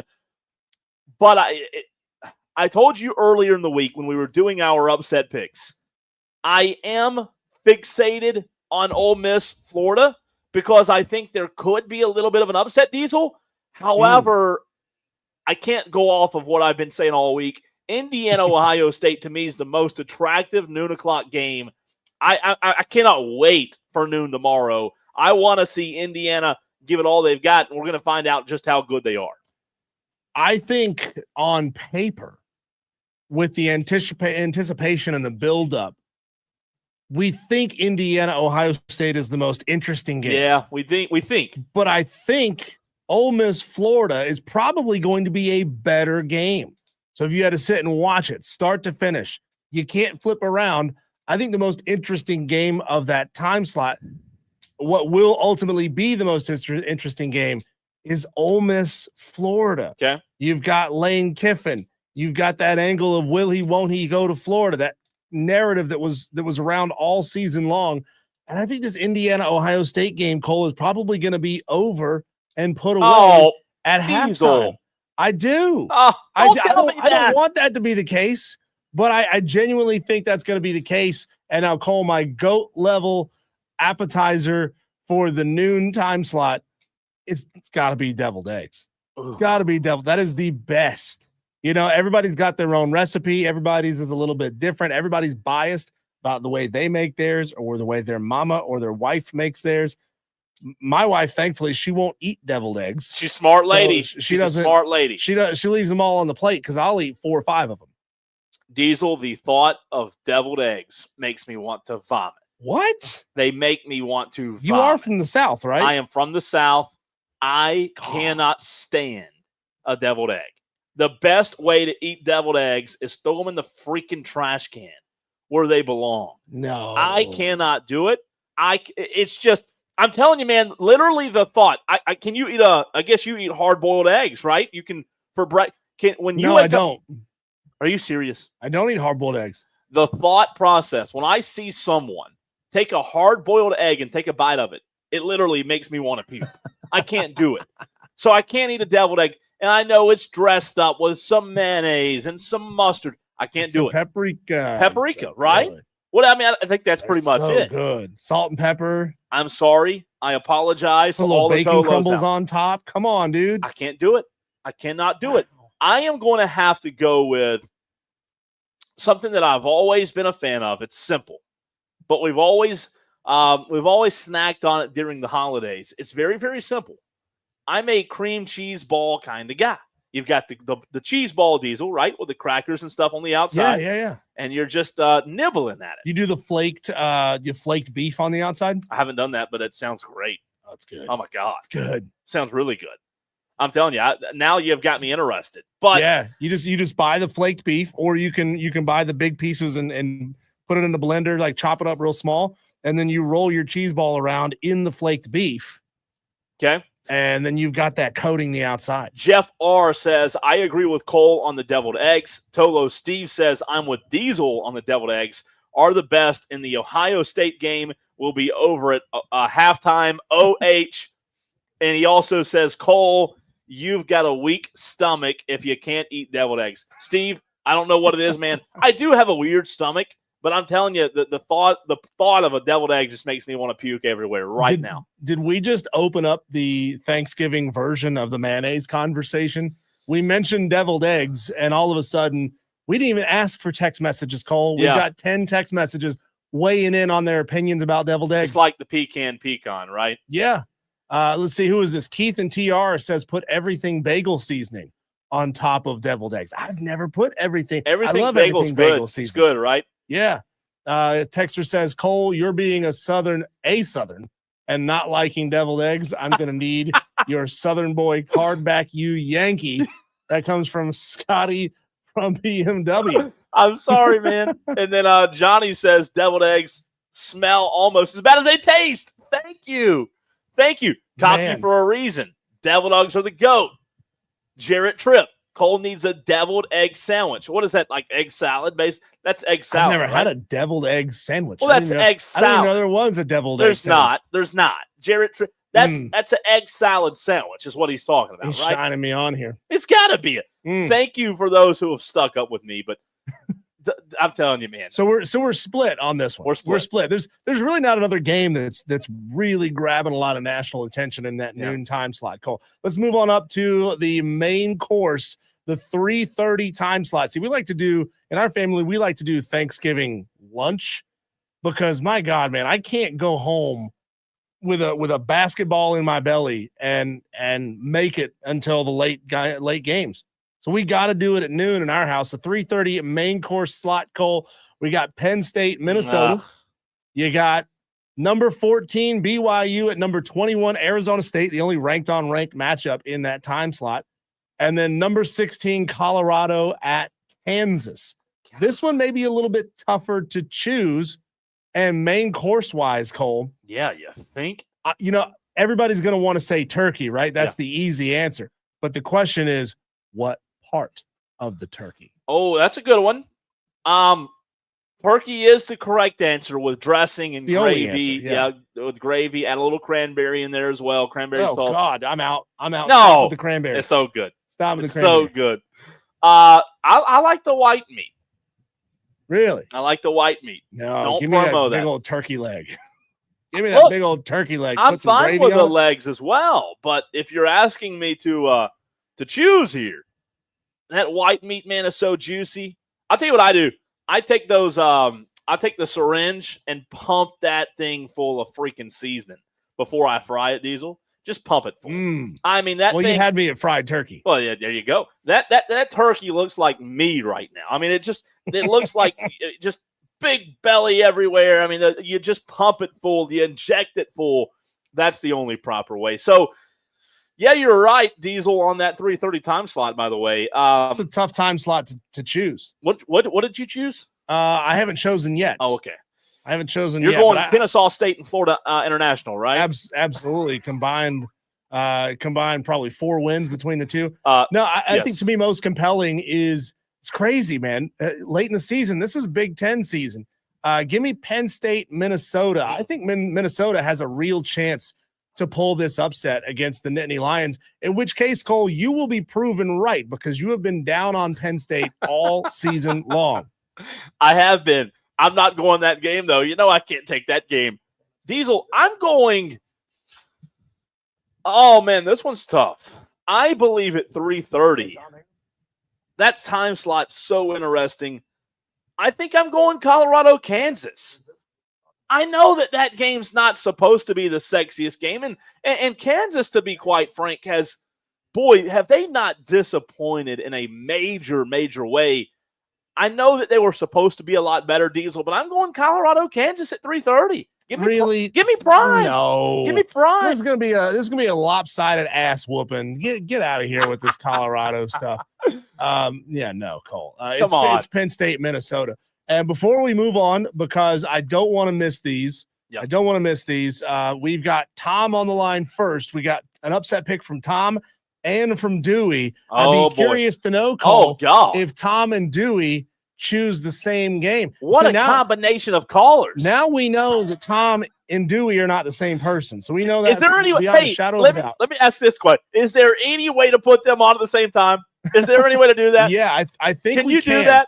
I think we can. Tom, I think Tom and Dewey can both hear us on the line while they're on hold. So I'm going to try to do something special here. We'll try. Don't mess this up. It might be the best radio ever. It might not work. We got Tom on the line. Let me lock Tom in so he can't go anywhere. And now we got Dewey on the line. Brace we yourself. Got Tom and Dewey at the same time. It's a free for all on a Friday. Tom, you go first. All right. So my upset pick of the week, they've had a really, really bad year, but give me the Mississippi State Bulldogs over the Missouri Tigers. Ugh. Ah, interesting. Ugh. Right, they're going to do it. And y'all talking about turkey, man, as the late, great cousin Eddie once said, save the neck for me, Clark. Hey, Tom, real quick before we let you go, are you still there, Tom? I am. Is it true that you and Dewey are related? No, I'm not related to Dewey. I'm related to Johnny. Dewey, are you there? Yes, I'm here. Are you related to Tom? No, I don't know Tom. Hi, Tom. Hey, Dewey. Hi. Tom, what do you think about Dewey? Can you say something nice about Dewey, Tom? And then Dewey, after that, could you say something nice about Tom? Dewey always makes me laugh when he calls in. He's really funny. I like Dewey. That's a great name, too. Dewey? Yes, I was named after the decimal system. They looked at me as a baby and they said, we can't give this guy too many letters in his alphabet, so we're just going to go with Tom. God. I was dropping my head as a baby. I may have been too, Dewey. It's okay. Hey, somebody raised me to be a Gamecock fan, so of course I was dropped on my head a few times. Yeah. Dewey, what's your upset pick? Here said the Gamecocks are going to win 3 games. They're going to win 10 games this year. Hey, I said 9. I called Diesel 9, and I got called crazy. So I was called a crackhead. Right. Dewey, what's your upset pick? Well, I had to think about this, and I was going to go with the Citadel, but that just didn't make sense. So I want Cole to eat crow. So I'm going with Indiana over Ohio State because I hate Ohio State. They Why? suck. Why do you hate them, Dewey? Because they don't play no one. They don't play no one. They cheat. Well, no, they got cheated this year. If they cheated, they wouldn't have got beat by Oregon. Well, they cheated in that game too. All right. Because Oregon's the better team. Tom, they still tried to cheat. Tom, are you good with Dewey's pick? I like it. Indiana's good, man. They're good. All right. Tom, Dewey, y'all Thank have you, fun fellas. at your Thanksgiving meals next week as you'll be together because you've got to be related. That was epic. That was Diesel. That might have just created a segment of the show. TOLO, Tolo v. Tolo. 2 Tolos at the same time. How about that? I mean, that might have just spawned a new segment. Tolo versus Tolo. Diesel and I are the judge. Oh boy, that could get good. That was great. Thanks, Dewey. Thanks, Tom. Oh, I got to recover. Where were we even? I totally forgot what were we doing? Are we talking football? Yeah. Oh, we were doing the weekend menu call. 7 o'clock. The dessert phase of the meal. What's your go-to number one dessert? I think we established this on Wednesday. We did. Are you sticking with your pick of pecan pie? Pecan pie. You learn something about somebody about how they say that word. Yeah. Say it again. Say it. Pecan. Pecan. No. Try it. Just try it. Pecan. Sound it out. Pecan pie. Pecan, baby. It has a flow to it. I'll give you that. It has a pecan pie. Pecan pie. Let's go. Pie. So this is the dessert. Girl, you tastier than pecan pie. There you go. I'm telling you. What time slot? 7:30? That's the 7 o'clock. 7 o'clock? 7 o'clock time slot. Oh, God. We got Alabama, Oklahoma, yeah. Army, Notre Dame, Vanderbilt, LSU. Could Vandy do it again and put the death knell? Just run the sword right through Brian Kelly's heart. That'd be great. And then we got A&M, Auburn at 7 o'clock. Diesel? Vandy, LSU's the pick here. Really? Yes. Really? Vandy, LSU it's the move, as the young ones say. It's the move, no cap. Vandy, LSU. That's it. I'm sorry. I don't care about Iowa State and Utah. I don't care about Texas A&M and Fraudburn. They're frauds. I don't care about them. Oklahoma sucks. I don't care about them in Alabama. Bama will kill them. Won't be close. Yes, Vandy, LSU. That's my pick there. Let's not forget about how good this Vanderbilt story has been all season long. I understand that they don't have high rankings at risk. They can't make a run into the playoffs, but man, that is still such a compelling story.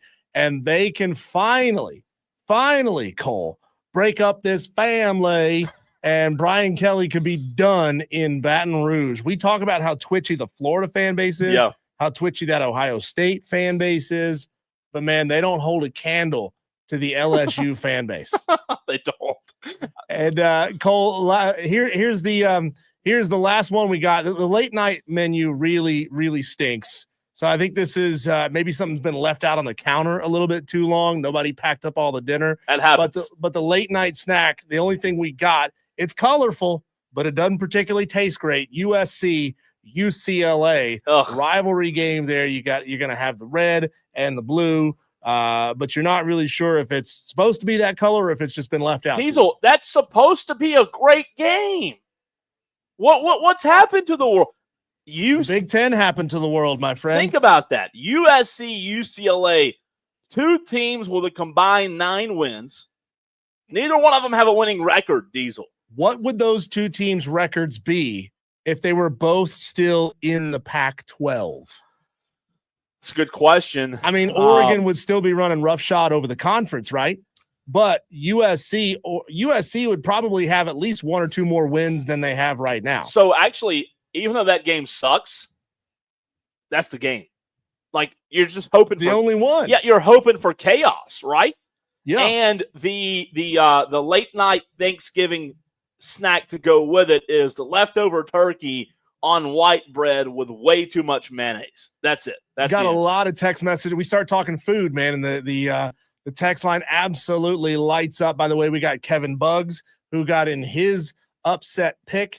We have a lot of text messages here about Tom and Dewey. CJ from Greer, deviled eggs are like eating a fart. Oh, good. Thank you, Glad CJ. we could get that on, CJ. Thank you, CJ. Johnny says, throw away the turkey and give me honey ham. Oh, I love ham, Johnny, but I like saving the ham for Christmas. That's when the ham is really the star. I'm with you, but I do like it. T-Ray wants UConn over Syracuse. Dark meat is juicier and way better, says Cocky for a reason. Are we still talking about food? Yeah. Texter says, oh my God, this is so cringe. That comes from Dan B. He's talking about Tom and says, this is A+ quality radio. So you know what? The debate rages on. Texter says, give me the Tom and Dewey show. Best segment I've ever heard. Johnny says, Johnny and Tom would do numbers. He's vying for our jobs, Cole. Cocky for a reason says pumpkin pie with a big scoop of Cool Whip. Give me some sort of an apple turnover, apple crisp with a big old scoop of vanilla ice cream. That's way better. And then let's see here.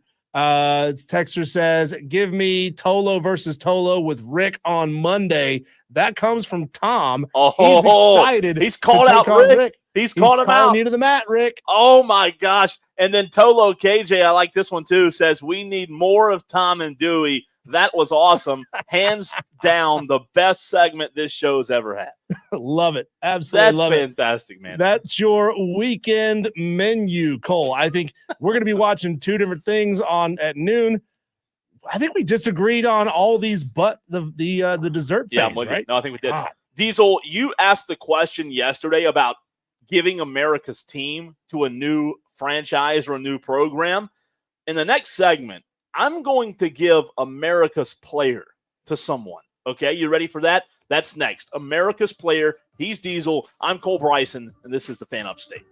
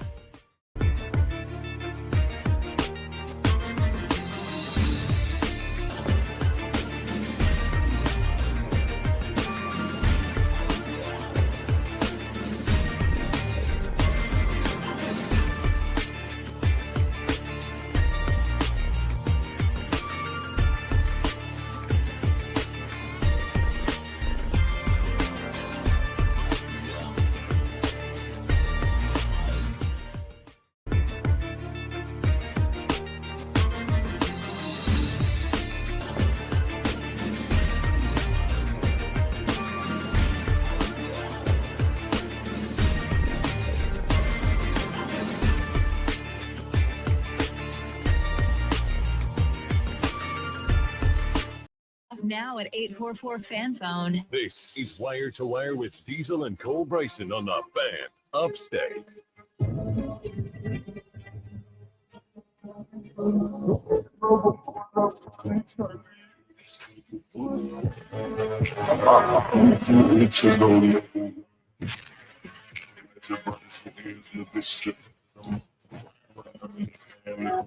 All right, maybe that's the wrong audio. Did I give you the wrong audio? That's cut number 6. I don't know what that is. Number 6. It was supposed to be Jameis Winston, but that is that's not Jameis. Jameis Winston. That's not is it? Jameis Winston. Let me see if I can. No, I may have given you a bad cut of audio. I told Diesel to pull the curtain backs.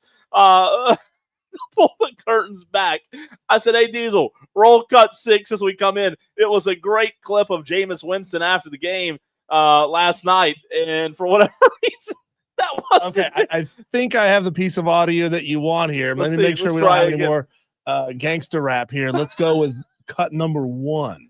I was just praying on the sideline because that fourth quarter, it really was like it was a whole paradigm shift. Like we were playing so well offensively, and then bang, bang, back-to-back drives with turnovers. And I'm just like, oh my gosh, like this is really an NFL's film moment. The snow starts pouring down. It starts getting like I felt like my feet started getting heavy because I'm squishing through the snow. And man, it was so good. And it was so great to end up in that win. Diesel. Is that what you wanted? That is, I had 4 cuts, I believe, 4 or 5 cuts that I want to hit in this segment. Diesel, I love Jameis Winston. I think if we're going to give America's team to someone, how about give America's player? You mentioned it in hour number 1 of the show today. For whatever reason, we're a world that's driven by negativity. But goodness gracious, how can you not love this guy? He is so positive. He's so funny. He's so enthralled with everything that happens. He literally has like a kid attitude of he's so blessed and grateful just for anything. But him talking about the snow in that clip may have been the greatest clip of audio I've ever heard from an NFL player. Yeah, there's some, I love the way that he used some onomatopoeia when he said squished, when I squished into that snow. Like you feel so that he was awesome. His mind was blown. He sounds to me like a guy who's on hallucinogenic drugs, and everything in front of him is just the greatest thing he's ever seen. And how great, Diesel, is it gonna be when he retires? And I pray he comes to television. I mean, he may be just absolutely the best we've ever seen on television. I'm not kidding. He's awesome. Texter from the 321 says, as soon as Cole said America's player, Jameis was the only answer. Football's better with Jameis, says Fred S. You're right, Fred. He's awesome. He's lovable. He's likable. How can you not like this guy? Let's try the cut 3, which is Jingle Bells. I mean, it's literally like a kid. He's talking about Jingle Bells was in his head, and he was singing it all pregame, Diesel. Cut 3 on this one. Your first time singing Jingle Bells? Well, the only reason I'm singing Jingle Bells because I FaceTimed my wife this morning, and my boys were singing it in the car on the way to school. So they had it stuck in my head. When we first got up here to Cleveland, like on the plane, my boys singing Jingle Bells, Jingle Bells, Jingle Bells because I told them about my first trip in March where it snowed out in the middle of nowhere. I'm getting my physical, and it started snowing. So I told them, hey, Cleveland is a place where it snows. We're coming from Tampa and New Orleans. They ain't seen no snow, really. Like, the only time they seen snow when we were back in Alabama. So they were singing Jingle Bells. So they had me singing Jingle Bells. Like, how can you not love him? He is so positive. Can you imagine being on a team with him? Oh, be the greatest. Yeah, it would be the absolute greatest. And I could see it totally rubbing off on you, Oh, I mean, like there's a difference between Jameis Winston, who is this naturally charismatic and enthusiastic, positive guy, versus a guy like Russell Wilson, who his teammates absolutely hated him for his, according to them, I guess, fake positivity. Him running sprints up and down the aisles on the airplane to keep himself fresh and loose as he was heading over to Europe, It's so fascinating. And I'll tell you what's even crazier, Diesel. He didn't have a good game last night. He had 288 yards or something, didn't throw a touchdown, threw a pick, but He did enough when it mattered to win the game. It was pouring snow. I have one more. This was pregame. Jameis on getting the players in his locker room hyped. This is cut 2, Diesel.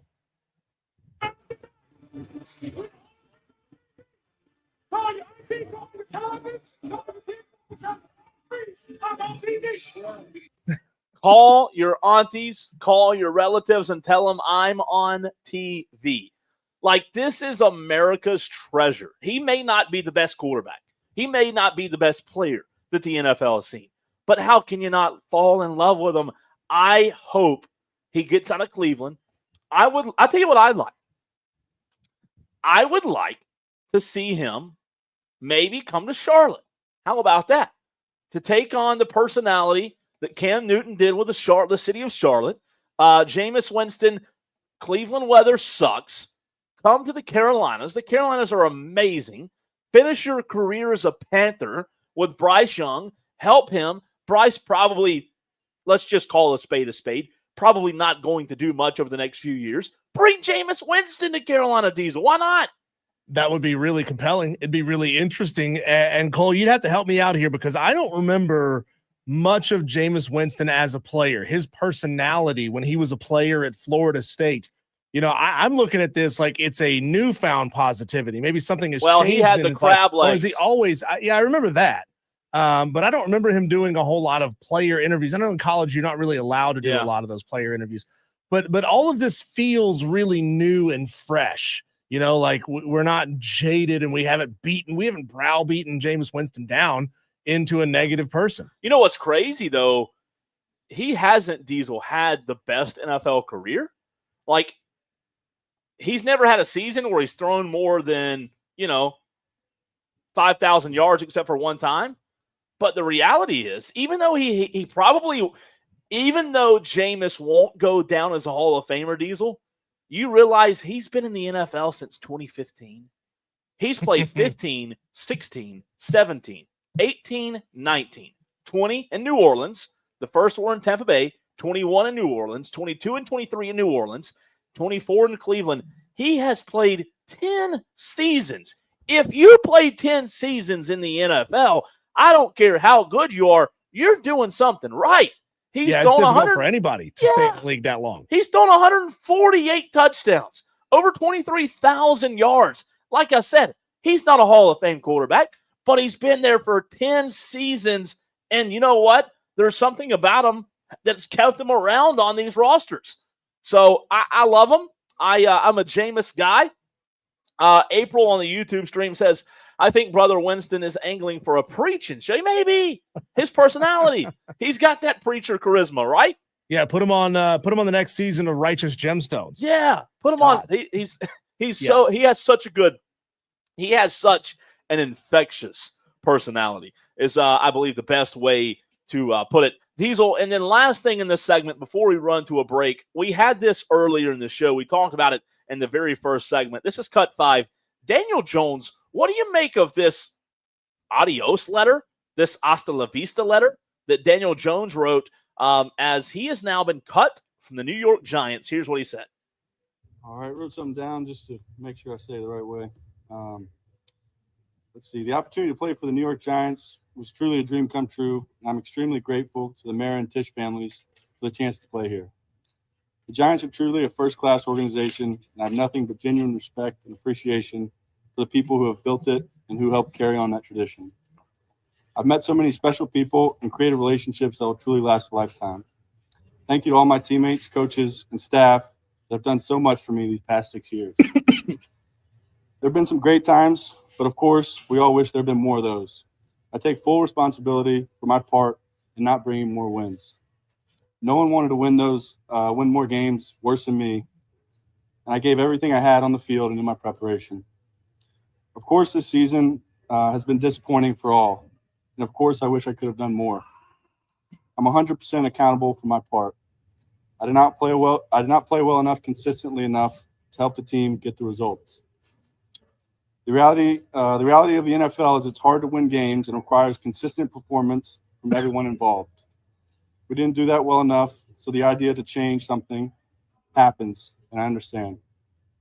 I love the game. I love being part of a team, I'm excited for the next opportunity and know that there's a lot of good football in front of me, and I'm excited about that. Imagine your GM, Cole, choosing between Daniel Jones or Jameis Winston as your next backup quarterback. Oh, there's not even a debate there, right? Like, what do we make of that? And I know we got to run, but is this it? Is he done, Zoe? I mean, how do you prove that you're worth a you-know-what to anybody out there in the NFL, Diesel? Because you came into the NFL as a wild card, right? You came out of Duke. You were a high draft pick, but you were still a wild card. Nobody knew that what you were going to be. You weren't going to be Eli Manning right off the bat, right off the rip. So I like that Daniel Jones has not given up, and like he continues to go out there and fight. But boy, does this just not kind of seem like the end of the story for Daniel Jones? I think Daniel Jones is a victim of the hype that was placed on him. Yeah, that people thought that this sort of quiet, unassuming guy out of a small college was going to be the second coming of Eli Manning. Yeah. And he sort of had those expectations placed on him unfairly. And then, at every turn, the New York Giants just kept paying him more money, which didn't make a whole lot of sense. I mean, was he out there putting you into playoff and Super Bowl contention? No. Then why throw this kind of money at him? And of course, then you put him in the pressure cooker of New York City, and you put the pressure cooker the media, the New York media, being one of the highest paid quarterbacks in the league at $40 million. And then everybody's questioning him and bagging on him, saying you don't deserve that kind of money. And it's just a really rough place to be. And seriously, Diesel, people don't realize dealing with the New York media, it's unlike anything else. I mean, they are relentless. It's not like anybody else's media market at Kansas City. It's the toughest market. Well, you brought up earlier, Shedeur Sanders possibly being able to handle that New York media. Now imagine if things don't go well and Shedeur Sanders was in New York City. That's a dude who would rip media members apart. That's a dude who I fully believe, Cole, would be calling out media members by name. 100%. In press conference after press conference after press conference. He would be that dude who reads every single clipping, takes every single piece to heart, takes offense to it, and then brings it up to him in the next meeting. Diesel, before we run to a break, I want to give you a quick random stat that Atolo just sent me. You ready? Texas has a $2 million quarterback. You know how many current ranked wins Texas has? I'm going to guess they have 0. 0. Yeah. So is that the easiest schedule ever in the SEC? Ever? Yeah. I mean, they definitely got the they got the long end of the stick with their very first SEC schedule, getting it much easier than others do. Look, I mean, I saw a fantastic debate earlier today between Josh Pate and Danny Cannell. And they were debating and going on and on about the Indiana lack of a strength of schedule. Sure. And then Danny brings up Texas and the SEC. And it's like, look, I realize that they're playing an SEC schedule, but when you actually look at who they're playing, it's not that much more impressive. I mean, it is more impressive, but it's not that much more impressive. It's interesting than an Indiana that we're all so down on. It's a fun conversation, man. Cole, when we come back, let's take a whip around the sports world and get to our Daily Wire.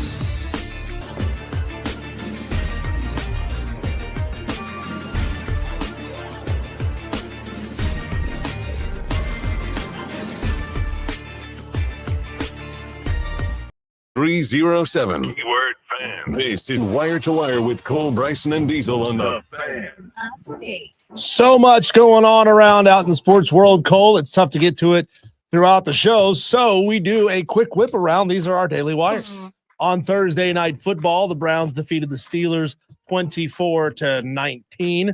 The 5-game winning streak for Pittsburgh came to an end. That was a good game, man. I had that one and the Georgia Tech game. Last night was some fun football. It really was. Two good games. Last night in college football, Georgia Tech beat NC State by a score of 30-29. NC State missed a would-be game-winning field goal as time expired just wide left. NC State had a chance, Diesel. I mean, going down to the wire, they scored – I think they scored twice in the final, 6 minutes. I mean, it was close. It was really close. They did a good job, just couldn't finish. The Southwestern Athletic Conference has opened an investigation into an allegation that Jackson State players and coaches had access to game week practice film of Arkansas Pine Bluff prior to the team's game on November 2nd. Cole, that is an ugly allegation, and it sounds a little bit like having access to the playbook before the games are played. Shane Beamer. So according to that, it says that they had game film. Let me read that again. They had practice film. Okay. Yeah, that's not a good sign. Yeah. The teams are installing plays. They're installing formations. And if you can get a good sense of what formations they're going to have, you know what personnel groups you need to put out there on the field. Yeah. And obviously you know the core of the plays that they're going to run. And Jackson State won the game 41-3. Is that what was the Netflix documentary they did on the guy Connor Stallions? Connor Stallions. Is he now at Jackson State? Connor Stallions. I didn't realize he went to Jackson State. Cole, 5-star quarterback Bryce Underwood, the number 1 prospect in the 2025 ESPN 300, has flipped his commitment from LSU to Michigan. And by the way, Bryce Underwood is from the state of Michigan. Matt Moscona from ESPN Baton Rouge tweeted that he was told Michigan offered Underwood $12 million in NIL. Barstool. Yeah, that's the Barstool money showing its ugly head. Diesel, that is a lot of money. I don't know. Again, I say Barstool. I'm assuming Dave Portnoy put a lot of money in it. I don't know that for a fact. I'm assuming he did. It would make sense. That's a ton of money. Think about that, Diesel. This is where we are with college athletics. $12 million. And I will never give a single dollar of my money to an NIL collective. I'm with you. I'm right there Yesterday, the number 2 prospect, also a quarterback, Julian Lewis, committed to play for Dion at Colorado. And that was the big question about Dion. Sure, you could bring your kids with you, but can you recruit high school talent to you at Colorado? And he's showing that he can do it. We spent the last segment talking about this, Cole. The Giants have granted Daniel Jones's request to be released. Giants president John Mara said that that the sides mutually agreed that it would be best for him and for the team to move on. The Giants are going to take on more than $20 million in dead money with the move. Jones was on a 4-year, $160 million contract. He's a rich guy. Yep. But what a mess. Here's a wild one, Cole. The NBA is urging its players to take additional precautions to secure their homes following reports of recent high-profile burglaries of homes owned by Milwaukee Bucks forward Bobby Portis and Minnesota Timberwolves guard Mike Conley Jr. Kansas City Chiefs Patrick Mahomes and Travis Kelce both had their homes burglarized. The NBA said that the FBI has connected some burglaries to, quote, transnational South American theft groups that are reportedly well-organized, sophisticated rings that incorporated advanced techniques and technologies, including pre-surveillance drones and signal jamming devices. Ooh, that I don't even have the words. I mean, that is it's a mess. It's a mess. Yeah, lock your doors, players, when you leave your homes. Lock your doors. Speaking of a Kelce, a different one, Jason Kelce is getting a late-night TV show called They Call It Late Night with Jason Kelsey. I will not be staying up to watch this show. Who cares? Who It's going to be a 5-episode show. It's going to air every Friday night at 1 a.m. from January 4th through February 1st. Jason said, quote, we're going to have a bunch of guys up there, legends of the game, friends that I played with, coaches, celebrities. Yeah, but here's the problem. Don't care. I don't want to hear Jason Kelsey. I'm sorry. I don't want to hear you, dude. Did you ever see the movie Casino, Cole? Yes. Yes, I have. Do you remember that later part of the season, the later part of the movie where Robert De Niro's character needs something to do, so he starts his own variety show inside the casino? That's what it feels like. You guys, enough of Jason Kelsey. We've had enough of the Kelsey brothers. So I'd rather watch Frank Vincent on than Jason Kelsey. Really? I mean, I'm so sick of it. Robert Kraft has been denied again from getting into the Pro Football Hall of Fame. He was passed over by the committee. Instead, the nine-member committee chose Ralph Hay, co-founder of the NFL and the owner of the Canton Bulldogs from 1918 to 1922. How about that? And lastly, Cole, Caitlin Clark, and these players are they're figuring out new ways to make money and diversify themselves. She has joined the ownership group aiming to bring a National Women's Soccer League team to Cincinnati. Making that moolah. The city is competing with Cleveland, Philadelphia, Nashville, and Denver for a team. That wraps up our Daily Wires, and that's it for you. Adios. This week, because you have got to go get ready for Burns Spartanburg. See you in an hour. See you, Diesel. Yes, sir. Talk to you soon. When we come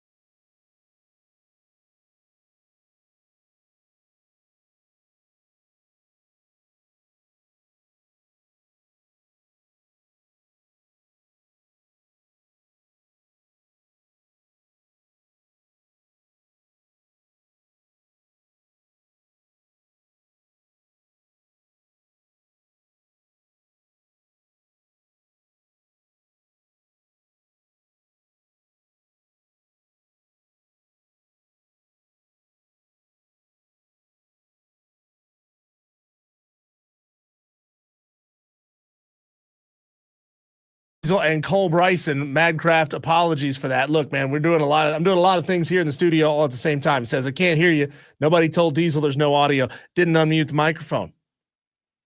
It's because it's different. When I'm here running the show, my microphone needs to be open now.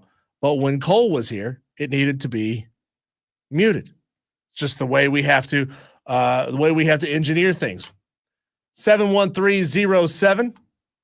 Sherb gets in his upset pick. He's taking Vanderbilt plus 7.5 over LSU. Appreciate Sherb for the reminder. This is your last chance, your last call to get in your upset picks for week number 13, edging up onto 100. A couple weeks ago, we were pushing 120, 125 picks. It's kind of normal for this thing to fall off as we get closer and closer. People start to figure, I got no chance. I got no shot, which I think is a loser's mentality. The hell is wrong with you? Come back, get in your picks, see this thing all the way through. Madcraft, by the way, got in his pick earlier. He's taking Florida plus 14.5 over Ole Miss. We've had a tremendous number of picks today, close to 30, but I need like 10, 15 more in the next 23 minutes of the show. Can you help me out, Tolos? Those of you who wait till the very last minute, get them to me now. 71307, the Wire to Wire Upset Picks Challenge, brought to you by Ingles. Give me your name, your game, and the spread. Go to ESPN.com, find a game where you think this weekend, and you can pick a game that's on tonight. That's okay. None of these games have kicked off yet. Give me a game where you think the betting underdog will win the game outright. Text me at 71307. Start your text with keyword fan. That way it filters directly to us. Give us your name, your game, and the spread. Here's a good example on how to do it. Bo Mo texts in. He says, Bo Mo, Florida, plus 12 versus Ole Miss. We locked spreads in on Wednesday at 3 o'clock. So no matter what, if things have moved around just a little bit, the spreads have moved around just a little bit, it's okay. Everybody who picks the same game will get the same number of points. At J-Rock wants UCLA plus 5 over USC. Clemson Jeff wants Florida plus 13. Appreciate you, Tolos, for getting those in. We're at 98 picks. Can we get 100? I feel like an auctioneer asking for your picks. We're going to make a big push next year, Tolos, because you have blown this thing up. I know for a fact that we have close to 100 more individual unique Tolos playing this game than we've ever had in this challenge. And you guys are back here every single week. And that dedication is going to be rewarded next year. We're working very hard to get some prizes put together for next year in this challenge. I think we should do medal stand. I think we should do Mr. Irrelevant. So whoever finishes last with actual points, no points for anybody who doesn't actually, no prizes for anybody who doesn't actually score any points. Forget about that. But like somebody's going to finish with like 1 point or half a point. I think that there should be a prize for that. May not be a phenomenal prize, but I think there should be a prize for that. And I want to do like a Cal Ripken style Iron Man prize. Any random Tolo who has picked in a vast majority of the weeks. It's another great way to get you coming back week in and week out. The Cal Ripken Iron Man prize. Like, what would you guys like as a prize for this challenge? It's got to be within reason. No, like, we're not going to buy you a car. Maybe a beater, but we're not going to buy you a car. What kind of prizes do you think would be appropriate for this? I'm thinking like maybe a grill, maybe like a tailgate chair of your favorite team, a TV. I think that'd be pretty sweet. Maybe we can get our sponsors to put that together for us next year. But you Tolos have made this challenge bigger than it's ever been, and we appreciate that so tremendously much. It's absolutely massive, and we really thank you. Last call, 20 minutes. Get me your upset picks for the week. 71307.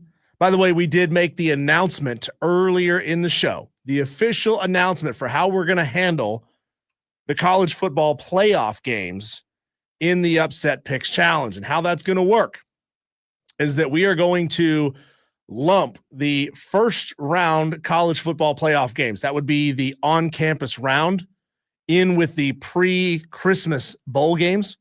So all the bowl games happening from December 14th through December 24th, plus the first round CFP games.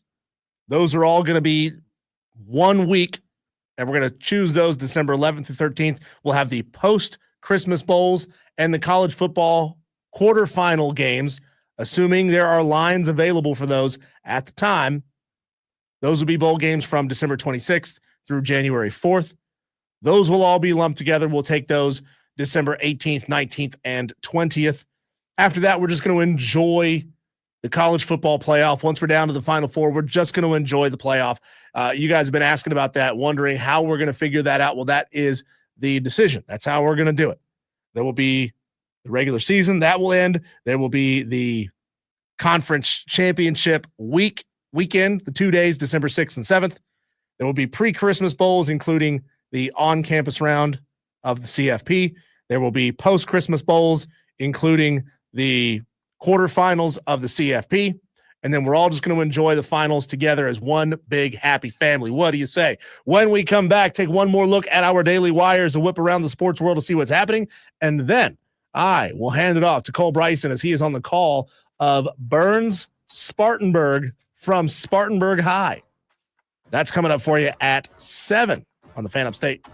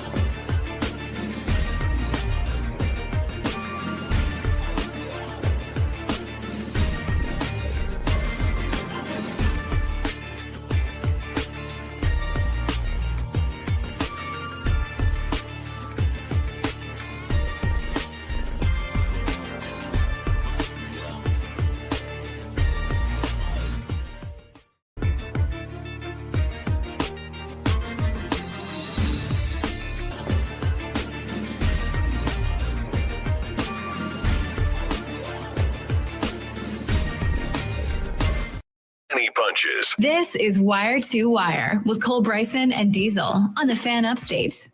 Sports news never sleeps. It's Wire to Wire with Diesel and Cole Bryson.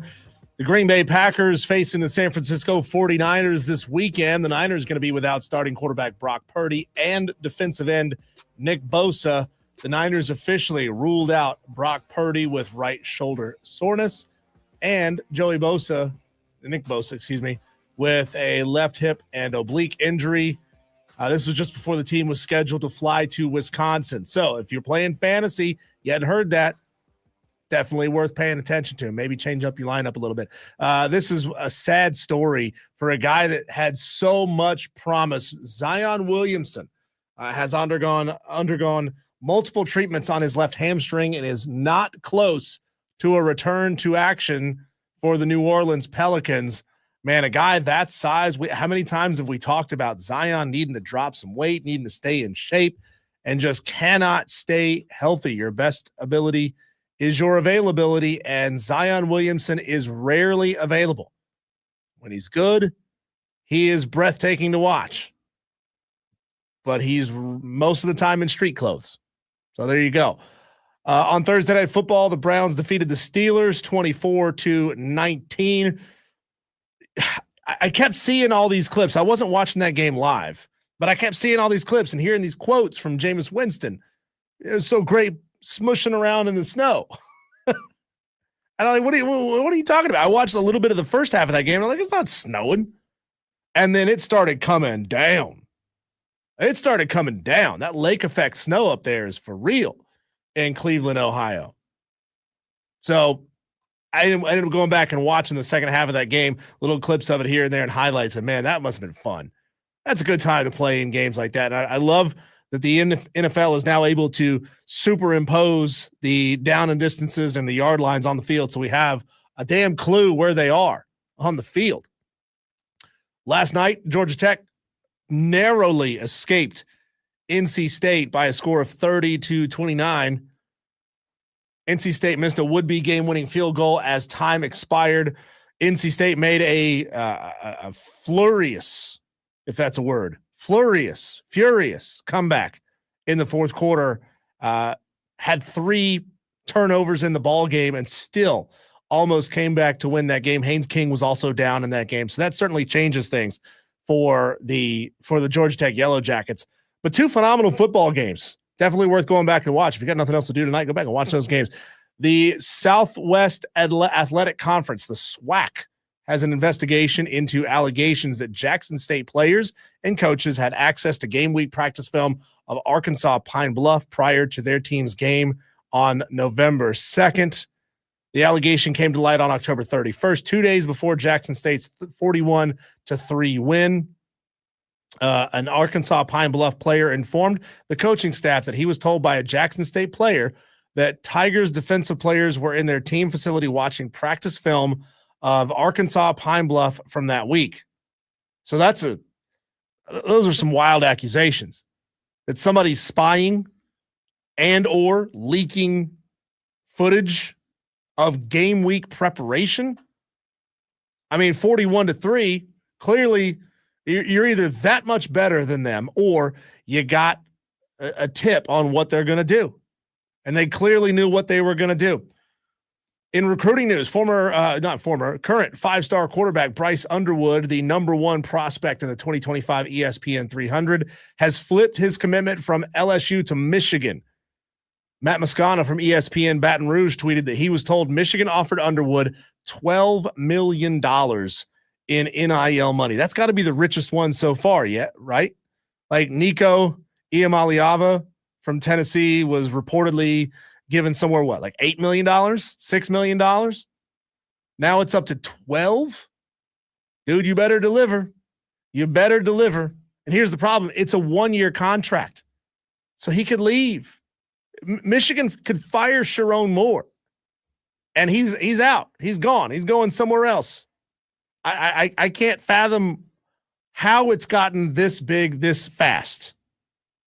Don't put that in a promo. Somebody who may be listening out of the fact. It's just absolutely nuts how fast this has gone. Yesterday, the number 2 prospect, Julian Lewis, committed to the Colorado Buffaloes. It's going to be a great weekend of football. You Tolos, enjoy yourselves. Stay safe out there. We'll be back to do it again on Monday. Right here on Wire to Wire with Diesel and Cole Bryson.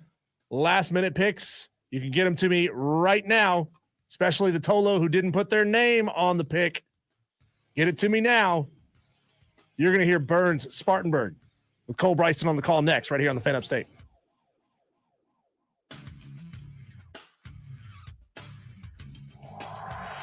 Strap in. We're going full throttle. Grip it and rip it.